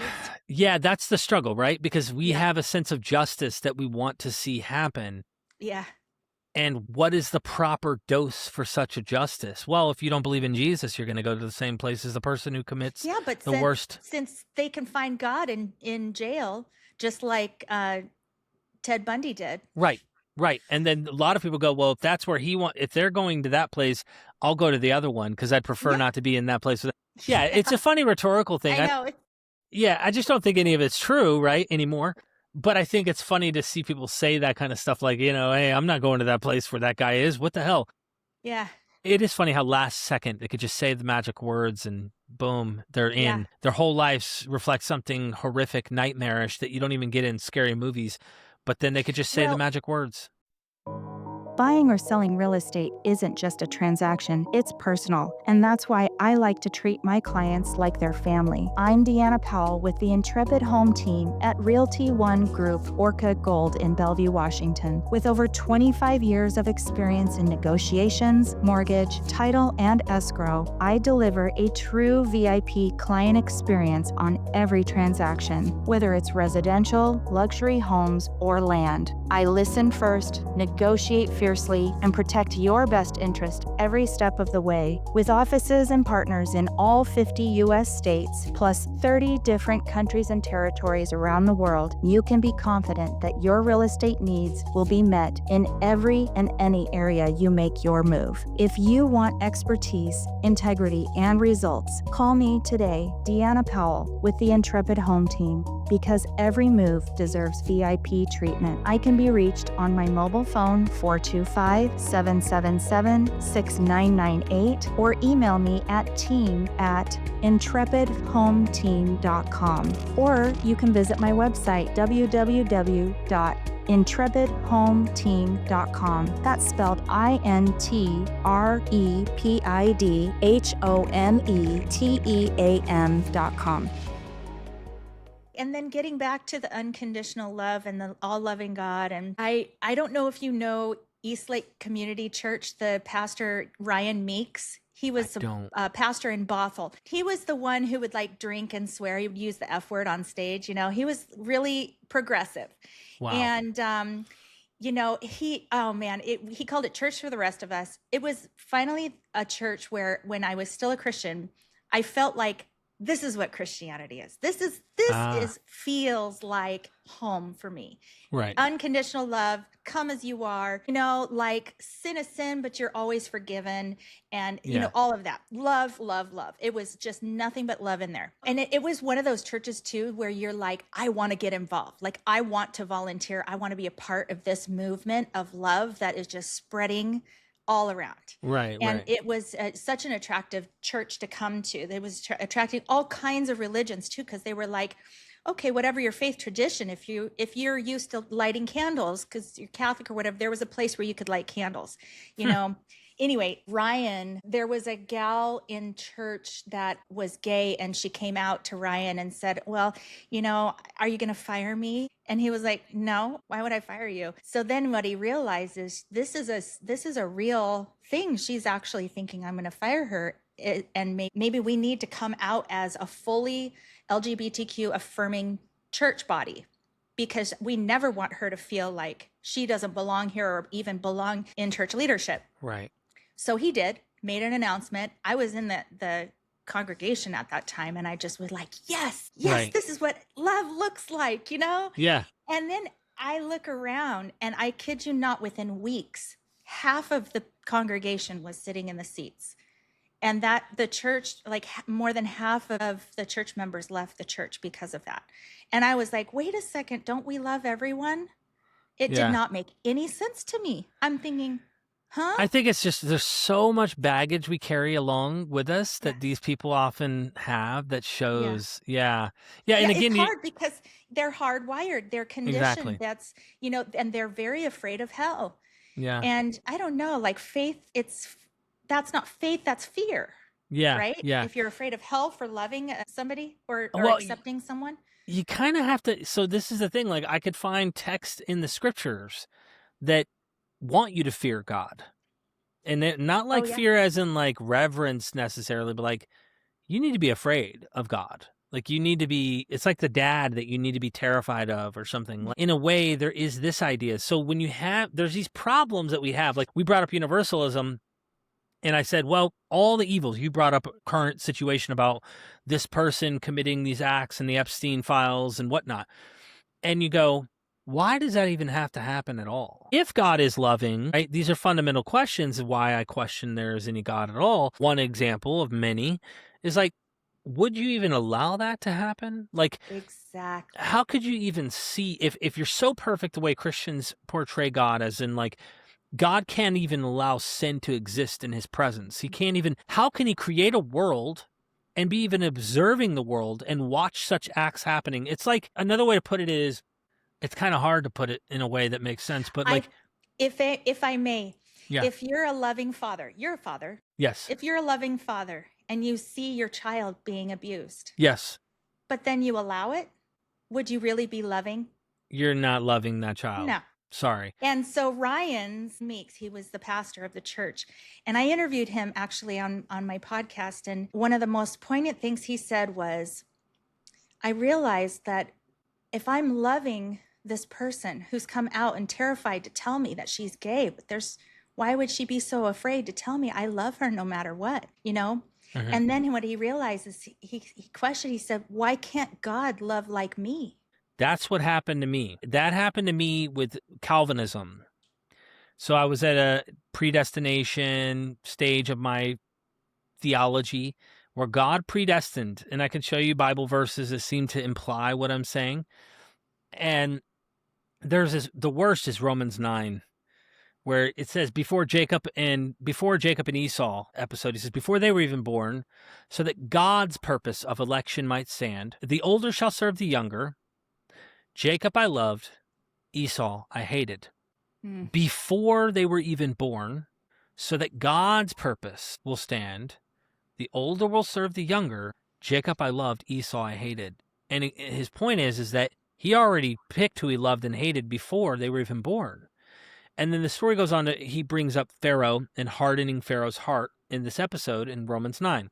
But then later in that passage, a hypothetical debate opponent says to Paul says, well, you will say to me then, if God is doing all of this, then how can he find fault with you? He's the one doing it. And then Paul's answer isn't even really an answer. It's a shut up. Because what he says is this. He says, who are you, O man, to answer back to the maker, to the potter? Can the thing made say to its maker, why have you made me thus? Does not the potter have right over the same lump of clay to make one lump for destruction, a vessel for destruction, and another for a vessel for glory? Meaning some people are prepared and made for destruction. Others are made for glory. That's part of God's plan. And his answer to the guy who goes, well, how can God find fault in him if God's the one doing it? Like when we read the story with Pharaoh, he tells Moses, go tell Pharaoh, let my people go. When he goes to tell him, you would think he told him so that he would do it because he really wanted him to let his people go, right? No. As soon as he goes to tell him, it says God hardened Pharaoh's heart so that he wouldn't let them go. Well, what the hell? That sounds more like the devil we were brought up to believe, really does this bad stuff than it sounds like God. And so we have this real struggle. And I remember being a believer going, I have to believe it because it's in the Bible. And then I think to myself, you mean to tell me there are people that in my family who think they believe but aren't real believers, or they may not take Jesus so serious that I love so deeply and God hates them? So how can, and by the way, I can show you several verses where it says God hates people. He doesn't love everybody. I just thought that the idea that Origen painted is a better one than the one that you can find in Scripture. Like in Psalms 5, verse 5, chapter 5, verse 5, it says, God abhors workers of iniquity. He hates workers of iniquity. He doesn't hate their sin. He hates the worker of iniquity, the person doing it. And there's several places where it's obvious that it's got to be the person because he destroys them for it. He doesn't go, all right, I'm going to stop the sin from being possible in your life because I hate the sin so much, I'm going to make sure you don't do it anymore. No, the guy gets killed or the girl gets killed. Not we're going to make sure you can't sin in this situation. So it's obvious that in the portrayal of scripture, he hates people. He doesn't love everyone. If he did, this wouldn't be this way and it wouldn't have said these things. So I had a problem with, how can I love people that God hates? Wouldn't that mean I have more love than God in some cases? And that was like, there was something there. I couldn't swallow the pill. Something was off in my mind. And later I was able to really go, whoa, Yeah. you know? Well, at the same time, you're learning that all these different things about the Bible and its connection to these other stories. And Yes. to me, that's fascinating. And you have the bandwidth, and I don't know, like, you've had so many scholars on. I've learned so much. I mean, one of my favorites that I was exposed to on your show was Bart Ehrman as well. And I just love what he's written as well. Yeah. And I think also Richard Carrier. My God, there's so many people that you've had on your show. Oh, who's the guy that does his wife does the Bart Ehrman show with him? Megan. Yes, but she's married to Joshua your friend. Bowen. Yes, Josh Bowman. Yeah. That's it. Yeah, he is also super fascinating the way he has done. He's uncovered. Can you tell me exactly what he does again? He's an Assyriologist. So he studies like ancient Assyrian, ancient Babylonian, Mesopotamian, Sumerian. He's more of a language. He's big on languages. Yeah, and she does that too, right? Yes, she does. Like, yep. Oh, man, like I don't know. Maybe it's just me, and maybe because I wasn't very scholastic either. I was like, my brain can't hold all that information, but it can take off bites and pieces that you put on the internet. And so like I can consume some of this stuff that I'll listen to your podcast while I'm making dinner, or you know, while I'm getting ready in the morning and stuff, or I listen to something every day, right? Yeah. And oh man, I just like, truly, it's the knowledge that we wish we had growing up, so that we could make a well-rounded decision about exactly what do we believe, right? You know, or what the case seems to be, like how to understand it. And I think when you've been lied to, it's hard to put the cat back in the bag kind of thing, in terms of like, how do I make this still work if I'm even going to try and believe something like this? I see too much now. And I think a lot of people have asked the question, how do you go from full believer to atheist?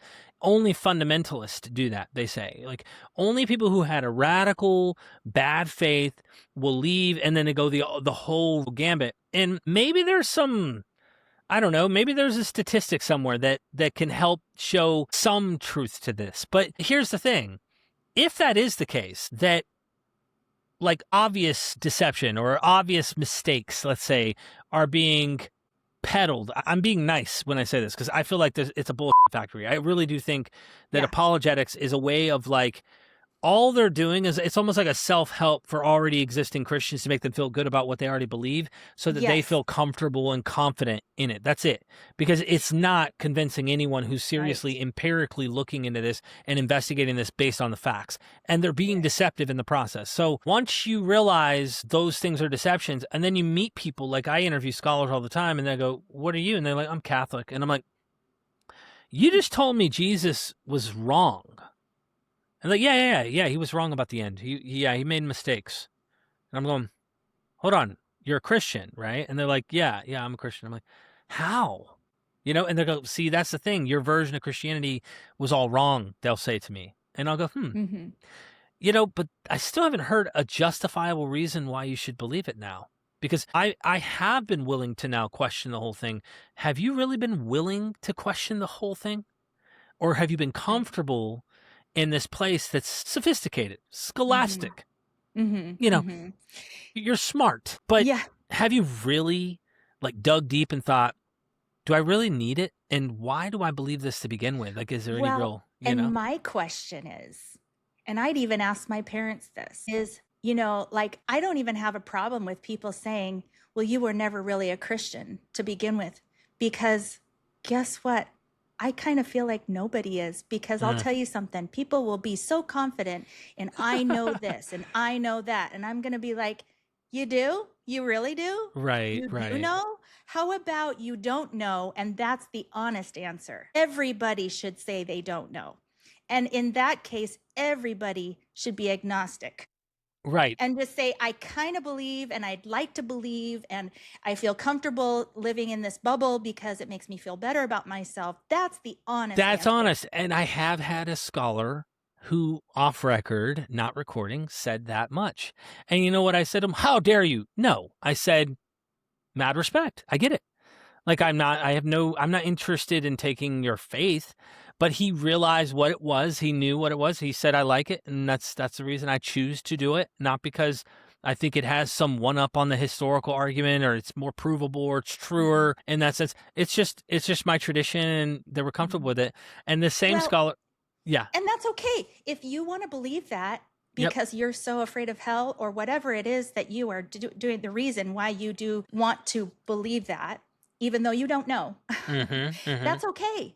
But don't tell me that you know I'm going to hell or try to convert me to something that you don't even know for sure. Exactly. Yeah. The weaponizing of it is terrible. You know, you brought hell up, and I can't remember the last time I had that book, and I don't even know if I have a physical copy of it anymore, but I read a book as a young teenager around my new faith called A Divine Revelation of Hell. And the name of the author is Mary K. Baxter. And let me tell you, this was probably the most nightmarish thing I have ever read on hell. As a young kid, it made me have dreams. I visually could see what I was reading in her book and imagine it. And it was so horrific that I think most of my fears of hell came from her experience. It's like one of those, I died and I had an experience of hell kind of thing, but she didn't die. She went to sleep and Jesus comes and gets her and takes her to hell. And what he does is he takes her to the atmosphere, she says, and then they fly down into these little portals that take into the center of the earth. So she believed, she's saying hell's inside the earth, right? Yeah. And when she gets in there, hell, the entrance to hell is a mouth. Like, so it's in the shape of a human body. Hell's according to her, of course. I think there's all sorts of BS that's going on in this book, but there's some symbolism there. There's a lot of symbolism.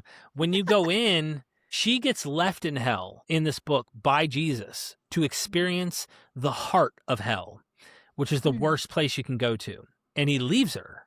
And she felt so angry and so brokenhearted. She describes like she was mad at him that he did this to her.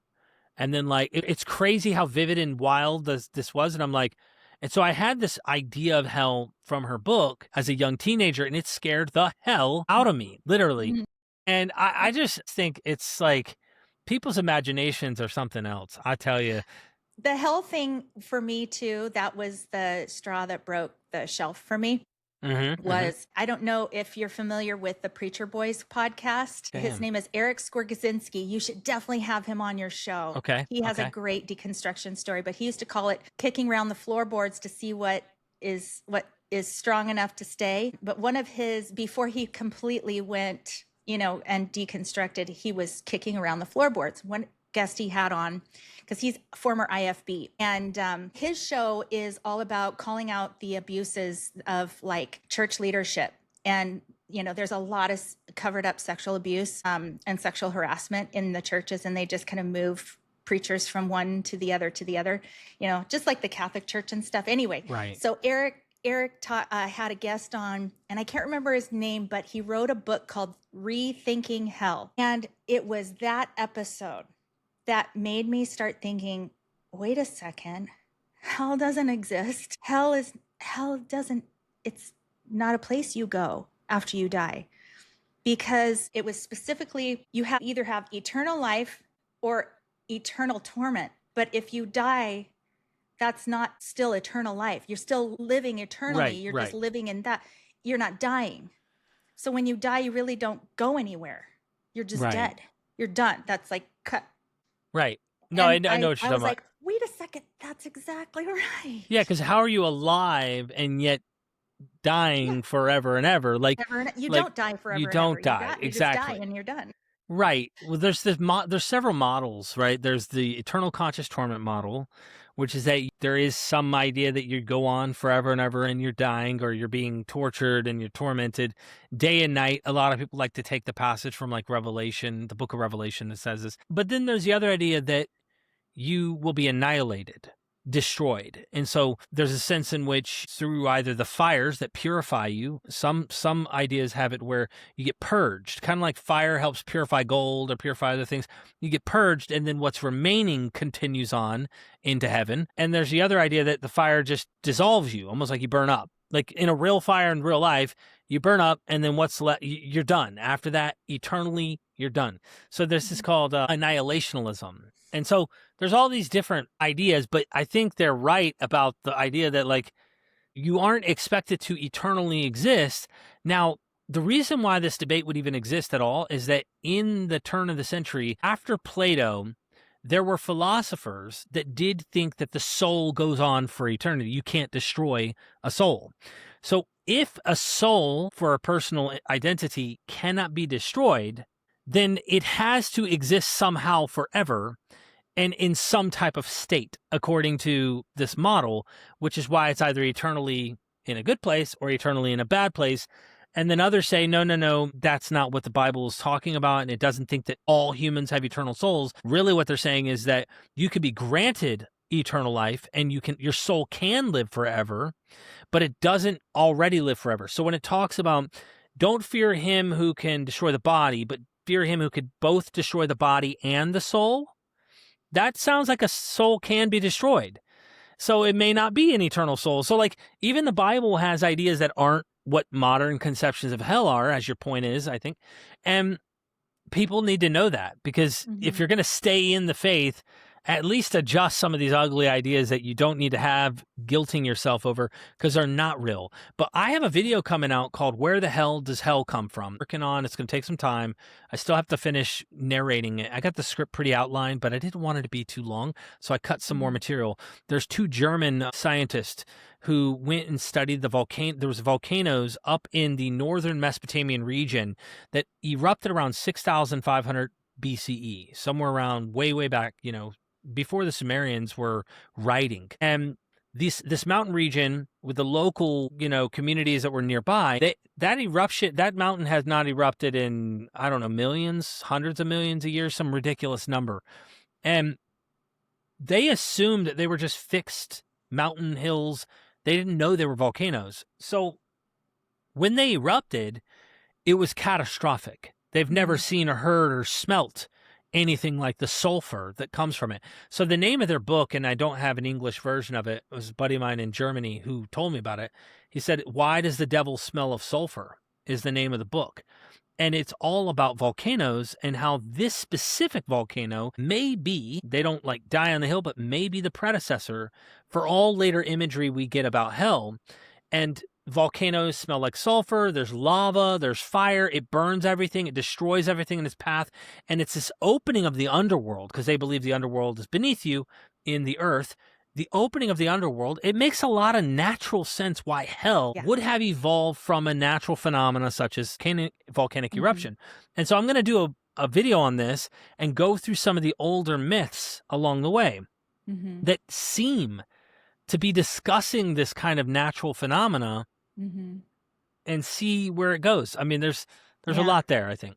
Yeah. I mean, where do we get the idea that it's fire and hot and screaming and pain and all? Yeah. Where do we get that idea that that's what hell is? Yeah. So interesting. Okay. I have like two questions that I really want to ask, because we kind of discuss them. We keep going back and forth between deconstruction and your addiction stuff. And I think you had mentioned that, well, before we get off top of deconstruction, my main question about that is, what is your favorite similarity between mythology and the Bible that you kind of go, this is sort of the crux of why I do what I do on my channel? Sort of, do you have a favorite, or do you have like an overall encompassing, this is why it's important to spread all of the information and not just, Yes. So are you asking, is there a specific example that I prefer? Because, Well, okay, so there's, there's certain stories in the Bible that's not the original story. Right. It's this story that they brought from this, or, Do you have a favorite? I know there's Gosh. so many, but if you have a favorite. It depends on the time. Do you have a Noah's Ark? Is there even just the idea of Jesus? I mean, all of them. Every single one of these has what we call antecedents. They're prior models of stories that seem to have inspired these texts. Jesus is one of the biggest, and people like to go to Genesis. Like I said earlier, a lot of Catholics and others might go, yeah, Noah's flood's mythology. And they're willing to see the data that's right in front of them, and it's obvious. I mean, no doubt Noah's Ark, the Noah flood story, in some way, shape, or form is inspired by earlier flood stories from Mesopotamia. Atrahasis, which is the older one. The Atrahasis epic actually inspired the Gilgamesh epic. So you have like a form of the Atrahasis tradition inside of the Epic of Gilgamesh stories that we read today. I think tablet 10, I can't remember the exact tablet. But anyway, you find older flood stories, and you even have the Zeud Sudra flood myth from Sumeria. So there's this old tradition prior that no doubt inspired the later biblical Noah flood story. And that later Noah flood story, I don't know, there's two different stories in the Bible. People don't realize they don't agree. It rained for 40 days. It rained for 150 days. There's contradictions. So I don't know how old the Noah flood tradition really is, but I do think that what we have as the book of Genesis in the form we have it today is late Persian or Hellenistic period. These flood stories I'm talking about are like 2nd millennium BCE. We're talking almost as far away as we are from Jesus, they are from the Noah flood story. That's how ancient they are compared to Noah in the flood of the biblical myth. Now, Christians are quick to jump on that. They're okay with that. A lot of them that are educated recognize, because since the 1850s, we've had our Assyriologists who've already shown, and it's so obvious that these tablets that they found are written by the original scribes. They're not papyri. They're not written on literature that recycled and got passed on. And then the oldest we could find is 3rd century BCE in the Dead Sea Scrolls. That's the oldest we can find of any of the Bible material. You can get a hint at like law codes in like a 7th century BCE amulet and things like that that seem to indicate a common tradition that you find in a Bible law code. But you can't find Bible stories like this older than the Dead Sea Scroll material. That doesn't mean they didn't exist earlier, but like just they chose a medium by which to preserve it that just does not preserve. And when we go back to Elephantine, which is 5th century BCE, they're not talking about the Bible stories. They don't know anything about them. Why? These are questions. Why?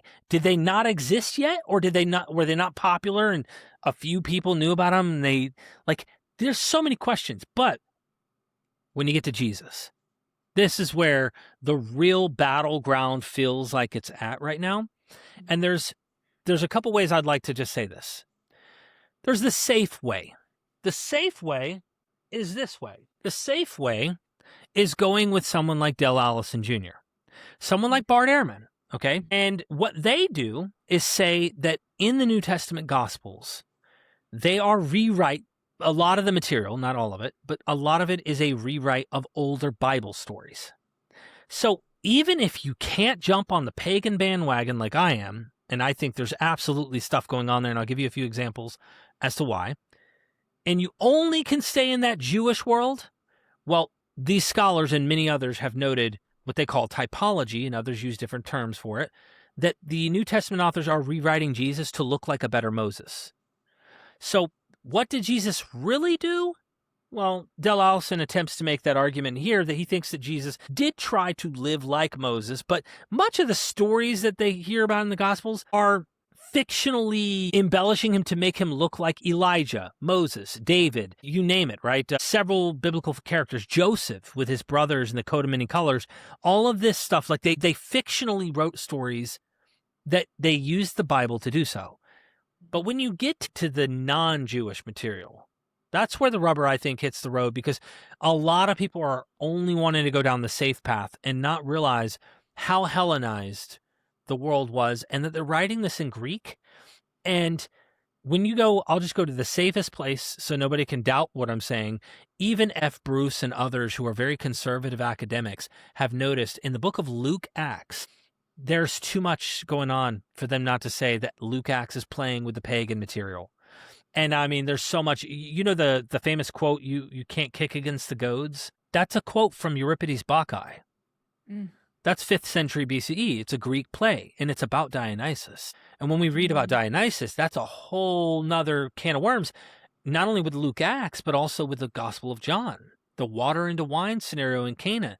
There are real traditions, not just in myth, but festivals that were celebrated where the priest of Dionysus at that time of the year, that celebrated holiday, would bring the people of the town together. 3 massive bronze cauldrons that were empty were inside the temple. They'd go in and check it. The next morning, after he locked up and sealed up the temple, the next morning they were full of wine. Full of wine.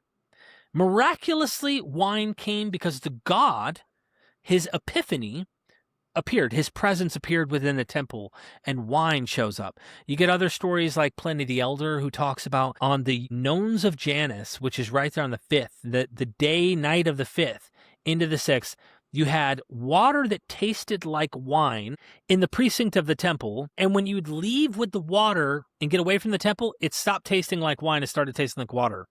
So the god's presence, his epiphanies in the temple. Guess what Eastern Orthodox and many other Christians celebrate to this day? On what day they celebrate the water into wine miracle, Jesus' baptism, and his birth. We all know December 25th is one of, Jesus' birthday, right? Jesus.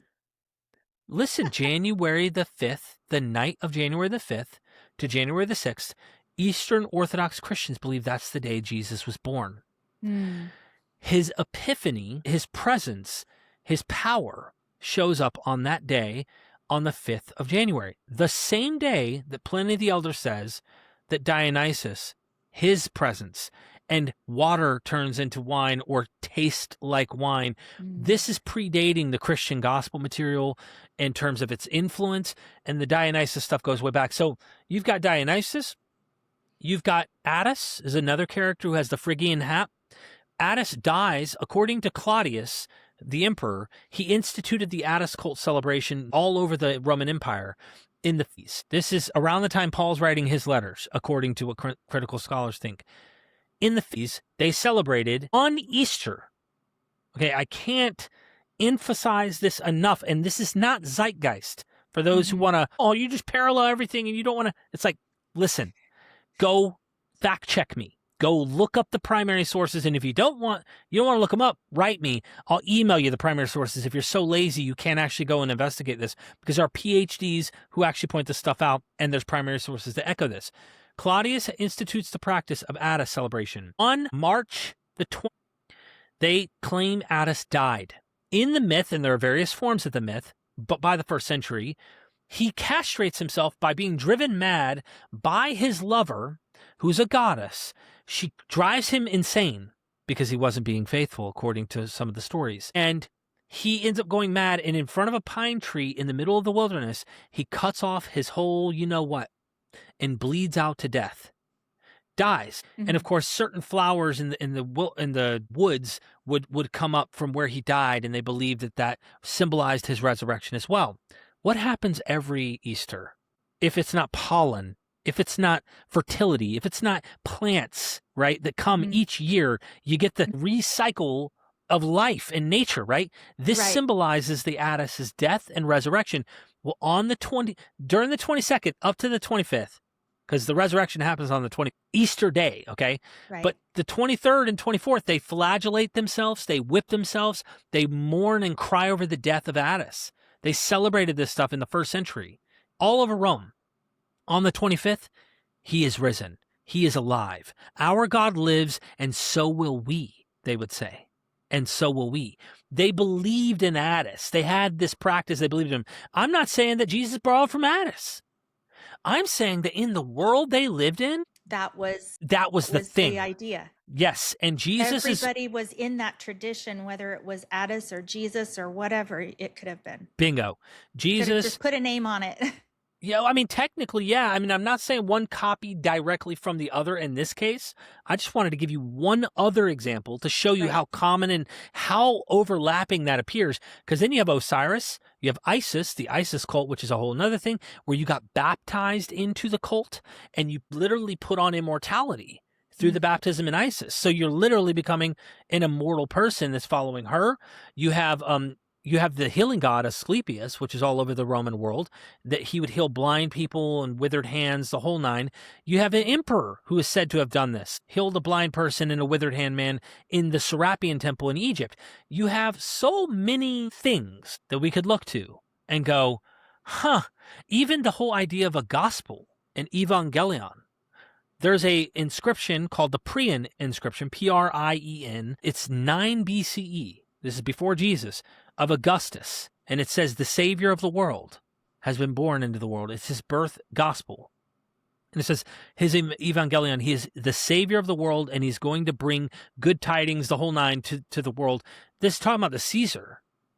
So then decades later, you get a gospel, an evangelion, in the name of Jesus, a Savior who is brought into the world, who's going to bring good tidings. And scholars have noted the linguistics that overlap between the Caesar and Jesus. And so it's beyond just and I know these scholars would recognize this stuff too, that I'm saying, but some of the parallels go even further into Heracles, like the guy we compared Samson with. Jesus compares to this guy. And Heracles is born of a godfather, a mortal mother. He also, later Stoics and Cynics saw him as the paragon of virtue. He chose an arduous life. He chose a life that was a struggling, difficult path, and he pursued it. Now, in the myth, depending on which one you read, but in the myth specifically, he ends up going mad. Like Attis went mad? Well, he went mad and he killed his wife and his children. He didn't know they were his wife, his children. He came home and he believed they were demons. They were evil entities that were coming for him. So he kills them with this club. And I don't know if he's barehanded or club, but he kills them. When he wakes up from his insanity and realizes what he did, he now feels like he needs to redeem himself. So then the king, who hated him at the time, I think it was his half-brother, because the god in the ancient Greek world, there's a story where his father sleeps with the mother, but then the next day the real dad comes home. Now, the father is Zeus, right? Oh my gosh. Yeah. Zeus pretends to be her husband who's coming back from war. The next day, the real husband comes back from war and is like, hey, babe. And she's like, hey, hold on. You haven't seen me. What the hell? I was just with you last night, all night long. What do you mean? And he's like, you got visited by a god, as the story goes, and then he sleeps with her, and she has twins. One of them is half human. One of them is full human. And one of them is half god and half human. God. So Heracles ends up going to that brother, and the brother goes, here's the deal. You got to do 12 labors. And if you haven't seen the 12 labors of Heracles, I swear there's a video on YouTube called The 12 Labors of Heracles. You have to watch. It's one of the best. I mean, it's so good. And he is kicking ass and taking names through the whole thing, but it's about virtue. It's about through the pain, through the suffering, through the trauma, doing what's right. And I can go on and on. I mean, these are just Greek myths. And I brought up some of the Hellenistic forms of Egyptian mythology too. But Baal can be brought up, a dying and rising god from the Syro-Phoenician regions and stuff. Ugarit with El and all this ancient Canaanite material. There's just a lot of stuff to say that Jesus, even if you don't go, well, I don't think he directly borrowed from it, it's in the air. If you went to write a comic book today, for example, you're likely, even if you're not directly copying from a specific magazine, you know enough to know how those are usually going down from watching movies, from reading comic books, to know how to write your own. And I think that that's what's happening in the New Testament.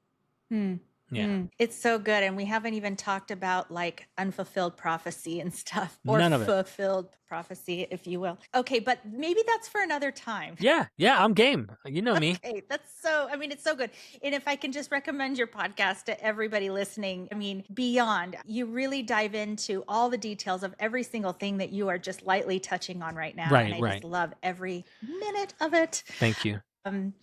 Yeah, so I do want to go back though, and you talked about part of your story, recovery story, is really connects with me because as you sort of touched on, we have friends that, maybe we've drank with or used with, or, and I, for one, I feel very fortunate to have, I don't know, I don't even like to say I got it, but they didn't. That's not even what I'm trying to say, because I don't think for lack of their trying to get sober that they didn't want it Yeah. as badly as I did. And so I have like this weird survivor's guilt that comes with being sober. And I'm just that it makes me that much more grateful for my sobriety. I think maybe you can relate to this, but did you want to touch on any part of you hitting rock bottom and realizing sobriety is the way is, and how you found freedom in that, and also who you attribute your sobriety to? Yeah, so there's a lot there. The rock bottom. I hit bottom a couple times and just couldn't quite get and keep sober. And I know that people talk about the rock bottom. That's a metaphor for simply saying it sucks, okay? And you're in a bad, like, you feel like there's only one way to go, and that's up. And then some people go, there's always a latch in the rock bottom that could take you further down if you really want to go. And it's like, damn, man, Well, it's kind of like what they say that's why you have to stop drinking, because you get to a point or using where you go, well, my problems are still there. Mm-hmm. I'm going to have to face them. And there's no problem that is bad enough that drinking won't make worse. Right. So do I want to keep going down, or am I just ready to start walking back up, or trying to inch my way out of the hole I've dug myself into? Exactly. Yeah. It becomes, for me, rock bottom is that it hurts so bad to continue, and yet it hurts so bad to try and stop. And it feels like you almost feel like giving up and just continuing, but it's so bad continuing, you can't even continue. So now you feel like you have to do something. For me, that's when, you have to make some decisions and try to act your way into new thinking, because you can't, I don't think you can think, you can initiate, but you can't keep the thought process the same, because your mind changes during that chemical imbalance period. And it makes you say, no, screw it, just go back. It wants you to quit, because you can think your way out of it for a moment, but it doesn't stay that way. Your brain changes. So if you act your way into new thinking, you almost do what you don't want to do. Yes. And then that habit changes your thinking. It's like, yes. I've done this once before with sugar. The uncomfortableness of doing something different than you've always done, it is painful. It's not just uncomfortable. Exactly. Sometimes it's painful. And you keep doing the painful thing because the pain from the other is worse. Exactly. Like the gym, bad analogy, but still an analogy that I think works, is me and my wife, when we went to North Carolina recently to go see her mom because of the cancer, she's in stage 4, we paused going to the gym because we're going to go visit her mom. And we got out of the habit, and then you get back here, and we just get back to work, and we stopped going in the morning to the gym. And we waited like a month and a half, and then we started going back again, and so sore, so worn out, so exhausted, so tired. When you get back into it, you don't even want to go the next day, but you go anyways. That's how I feel like you have to do with this. The way that you painted the whole survivor's guilt thing, I think, is worth mentioning as far as rock bottom is, the way I describe it, and I did this in my videos the best I knew how, because it's not easy to try and give to people. They go, how did you do it? Truth is, I don't know how, okay? I don't know how I did it, other than inch by inch, millisecond by millisecond, and just kept trying to somehow hang on and let the roller coaster ride do the thing. As long as I hang on and I did not use or drink, I was going to be okay, even if it sucked. Like, it sucked, and it did, okay? It wasn't the best. For me, I was cold turkey, so it was really, really, really, really, really, really rough. But if you're in a treatment center, like, it's much better, and, like, you're in a much better environment, and there's a chance where you don't have to deal with so much suffering in the initial acute withdrawal phase, and then even a little after that can come with depression and things like that. So I feel like I've lost the question, though, in my answer here a little. Well, when I guess maybe the question is, I don't think I asked a question, to be honest with you. You asked something about rock bottom. I wanted you to be able to recognize the friend that you had that you lost. And I think that both of us have probably lost more than one friend. into addiction. And a lot of people will ask me, well, how did you get it? And in fact, family members of people who have lost their kid, my own personal friends, best friends, will come to me and say, how did you get it? But my daughter didn't. And how did you, and then some people will come to me and say, how do I get sober? And I'm like, I can tell you what works for me, and I hope it works for you, but I'll tell you, I have a sobriety date, and that date will never change. I will get it tattooed on me so that it will never change. I cannot let this happen again. And there was somebody who came to, because I had multiple DUIs and I got sober in jail. And there was a guy who would come to lead like a group with the girls in jail. And he sat around in the circle of all of us girls, and he'd say, okay, go around and tell us, how many times have you quit drinking? So, everybody had their numbers. Oh, I've quit drinking. I'd gotten sober like 5 times, 8 times. Oh, I've got 23 times I've been in rehab, or whatever. And got to my turn and I was like, yeah, I've quit like 5 times, And he goes, well, you're all wrong. Because if you really quit, you wouldn't have kept drinking again, or you wouldn't have picked up again. Oh, yeah. So none of you have quit before. Right. Once you quit for good. And you get to make that decision on which day that is. And is today that day? And I'm like, yeah, today's that day. Yeah. I do not want to drink again. I don't ever want to be here again. It was like, for me, jail was where I never want to go back to. But what was crazy about that is that clicked, right? My sobriety date's never going to change. I quit, and I quit for good. But I also didn't ever want to go back to jail. But once I started living a life after I got out, and I started seeing like the colors of the rainbow, and I could smell the flowers, and I was actually having sensations and feelings, authentic, genuine, honest feelings that had been numbed for years. And I couldn't even appreciate the green trees or the snow-capped mountains because I was hungover all the time. I know what you mean. Yeah. So there were so many benefits of being sober that I was just like, oh yeah, now I like this. This feels euphoric to me. This feels like I'm high. I agree. I feel like that happens early on, and not only early on, even later on. The way I describe it is almost like a wave chart. When you're high, here's your equilibrium, let's just say. When you're high, you're way up here. You're way, but you always have to come down, and the downs are really rough as the highs are really rough. When you get sober, it's closer to the equilibrium. You're not getting the holy crazy high. You get a high, but it's a doable high. And when your lows are low, they're not usually low. They're tolerable lows.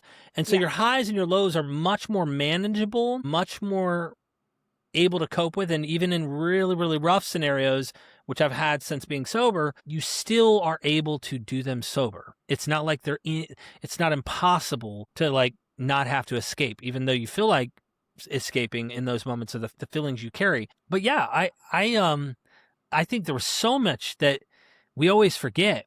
And then it's like, to me, the way I described it, because I would relapse so often and I'd get clean so often and then I'd come back and go back. It's like there was like a different memory in my brain that I remember things when I was using and behaved certain ways, certain things that were in that memory of that side of my brain. And then when I'd get clean and sober, I'd remember the good things that I forgot about when I was there. And then it's like a dream. It's almost like a dream. You go to the dream, you wake up from the dream, you're like, how did I get here? I don't even know how I got out of this dream. That's why when you ask, like, how did you get clean? And then when I tried to explain it to people, as much as I could say of your own volition, try to do as much as you can to stay sober. Here's what I did. And the way I did it is that there was an analogy that I heard. Someone gave this story on some really hard, I don't know if it was like a sport type thing or something, but a really strong looking guy told the story. And they asked him some questions like, how did you do this? Or how did you accomplish this goal or whatever? And he said, well, I'll tell you a story. And they're like, okay. There was a monk. And this man who told this monk he wanted to succeed in something, he wanted to be the best in or whatever. He calls this guy in the middle of the night and he goes, all right, you really want to, you seriously want to be successful? You want to do that? I can help you. And he goes, yeah, I want to do that. He goes, all right, well, see me at 3 a.m. at the beach. 3 a.m.? Like this. He goes, you want to be successful or not? Okay, I'll see you at 3 a.m. then. Holy crap, early in the morning. So then he ends up showing up to the beach and it's pitch black out. The monk's there on the beach and he's saying, you said you want to be successful, right? Yeah, I want to be successful. I said I want to, and I do. All right, now we're going to go out into the water. All right, follow me. It's cold in the ocean right now. What do you mean? Do you want to be successful or not? Yes, I do want to be successful. All right, takes them out to the water. They're about waist deep because now we need to go deeper into the water. Deeper? My gosh, we're already halfway. Can't even see do you want to be successful or not? Yes. So he goes out there and he's about this deep. Water's coming up to his chin. And the monk goes, all right, now go underwater and hold your breath.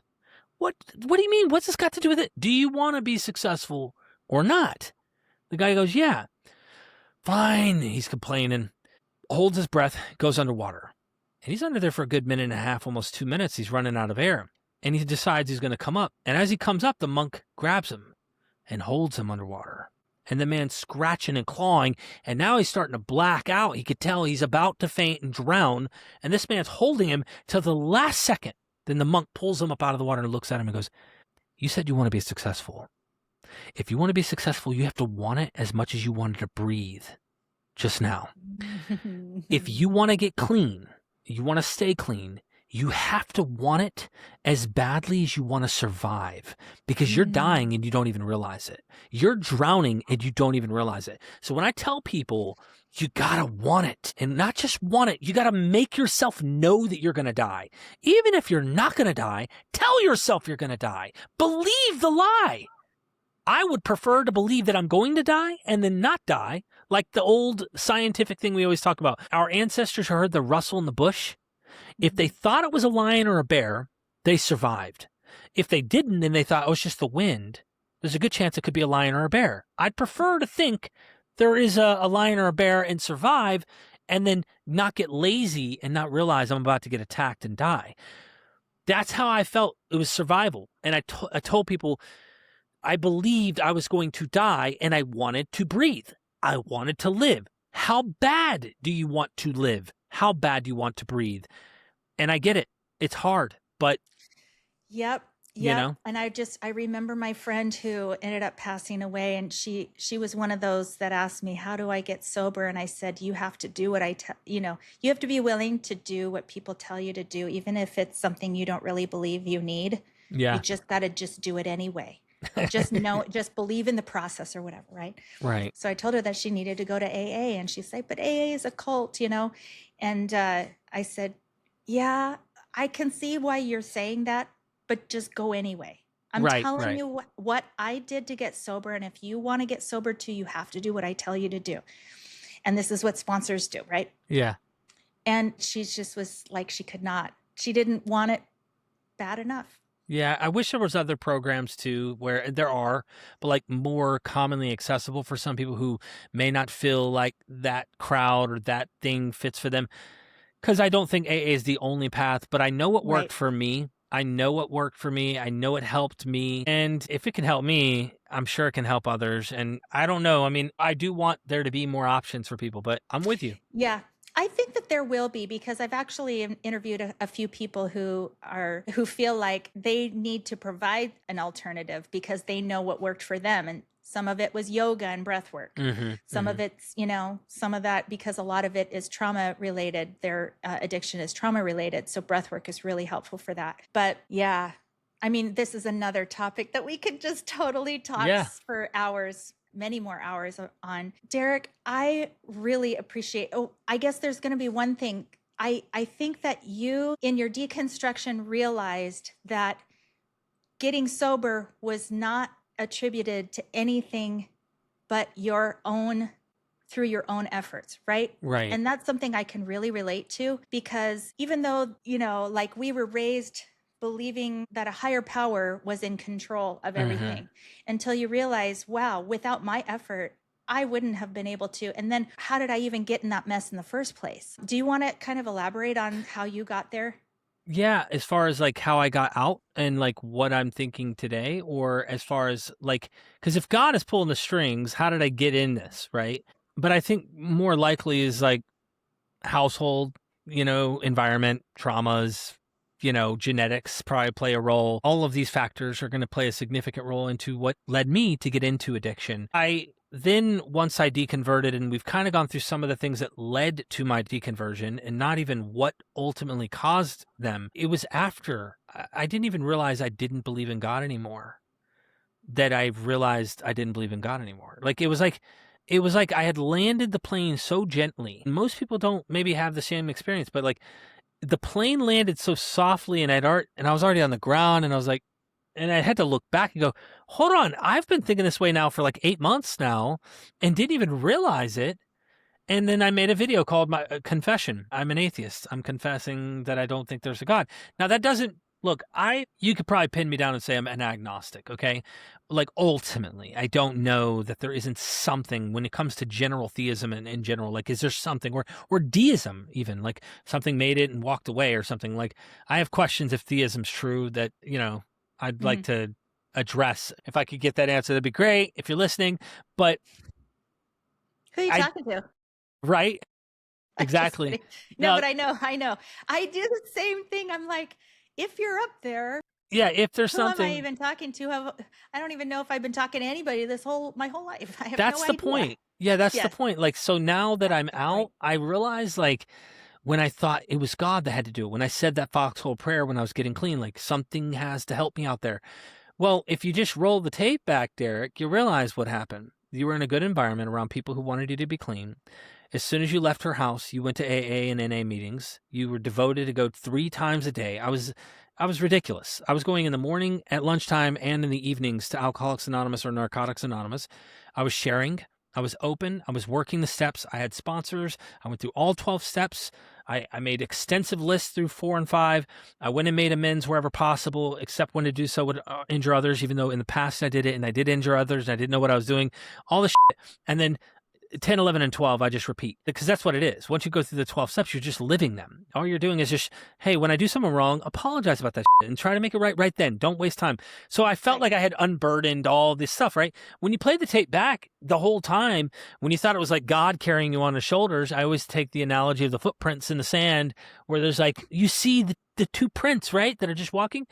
Well, that was me. It wasn't Jesus carrying me. It was me. And the loved ones around me who helped keep me going. And I feel like I understand why we did it. I've done it myself. I see it all the time. But like the other analogy I give is the brain cancer scientist who spent 30 years of their life figuring out how to remove cancer from someone's brain. They surgically remove your loved one's cancer. You come into the room, they just got done operating, giving everything they had to making this person survive. And then you go, oh, thank you, God. Thank you, Jesus. And it's like, what about that person right there? What about them who just did something that all the work? All the work. So if you still want to think there's something out there that carries us, that helps us, go for it. I don't want to take that away from you if that helps you cope with the world we live in. Today, I cope perfectly fine with a different mythos. And the mythos that I have is a self-belief. It's an internal conscious gratitude. And I can trust and know this. And if there's one thing I can know, it's me. And that's enough. I don't need more to be able to make it through this life and be happy and to find joy and all that. It's here, and it's the people around me that I think are the most important. Right. And that part of your story, I so relate to, because it wasn't until I found my strength in me and my friend in me. And you know that t-shirt or whatever that saying is, no one's coming to save you. Yep. I had to save myself. I literally had to save myself. You know what I mean? Yes. And it's just true. And I don't know. I mean, I'm not willing to give all the hard work I've done to somebody else. Yeah. And I've done that enough. I've martyred myself enough in life, and I've suffered from the low self-esteem and self-worth, and given my worth to so many things outside of myself that I'm just done doing that. Yeah. And guess what? Since I haven't been struck down by lightning. Nothing bad has happened to me. I don't have a fear of hell. In fact, the expansion of my ability to love the way I've always wanted to love people in my life and outside and the whole world has expanded since then. Exactly. I'm not caught in a box anymore and limited. I mean, I can truly say now I am free. I agree. Yeah. Yeah. It's Plato's cave. Plato's cave. The cave story goes that there's prisoners inside this cave. It's a philosophical analogy he gives that their whole existence they've been chained to a wall, and they're watching the wall that has shadows, and they think the shadows are real life. And one day, one of their chain breaks, and they get up and they turn around and they notice there's a puppet master making puppet symbols that are the shadows on the wall. And he's going, well, hold on. I thought those were real, but this person's making these little puppet type symbols that appear on the wall to be real, but they're not real. So then he finds his way through the cave and finds his way out. And as they come out on the top of the land, the sun is blinding, right? They've never seen the sun. They're blinded by the light and the smells and the trees and the plants and the flowers and everything. And they're like blown away, like this is it. Well, Plato's whole point was that even that is an illusion too. But if that's an illusion, I'll live with it. I'd much rather live with that than the cave illusion. The analogy I'd give is that where we were in the cave. And if we're out now and we're seeing the sun and the beauty and all that in the world we live in, and this is still an illusion, it's a preferable illusion over the illusion we once held. And I'm okay with that. Yep. Yeah. Me too. Me Yeah. too. I'm at Yeah. peace, you know? Yeah. The peace. It's so Yeah. good. It's so good. Well, there's so much more I want to talk to you about, but Yeah. I mean, we're over 2 hours, 2 hours and 20 minutes.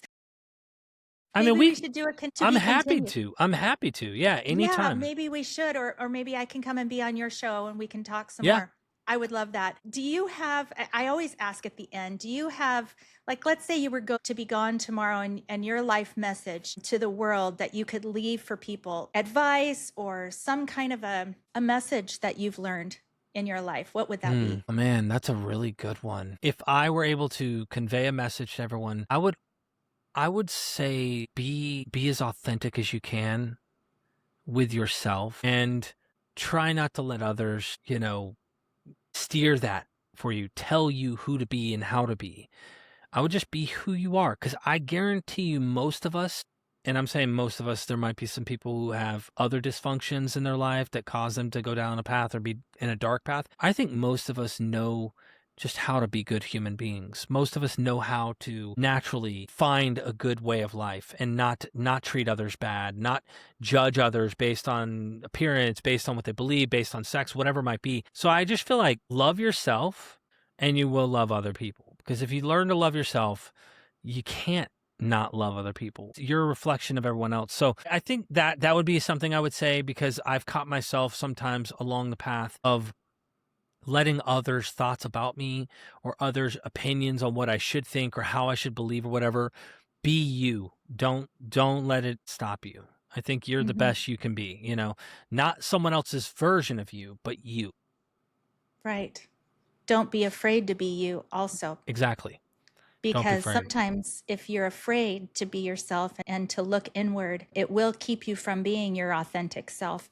Yep. But you were made to be you, not somebody else. Yeah, and I think a part of that message is that I've also coming from the addiction perception. So like maybe some people who hear this may not have been addicts, but for me, if I'm not my authentic self, I feel like we talked about earlier about boundaries between me and relapse or trying to exit, to escape. When you're your most authentic self, you have nothing to escape anymore. You don't need to cope with substances and anything. You are free and you are okay. And you're okay with this kind of happiness. And you're going to be okay in this kind of sadness. Not, oh my gosh, you're not going to have to deal with it. So that helps me survive. Being my authentic me helps me survive. I love that. I really do. Well, I guess this will be a to be continued For sure. conversation. I just love this. Thank you. Thank you, Derek. I'm enjoying Thanks for it. your time. Yeah, this was great. If today's story moved or inspired you, please take a moment to share this episode with someone who needs a spark of courage. Your 5-star rating and short review help these brave, courageous, and resolutely fearless stories reach even more hearts.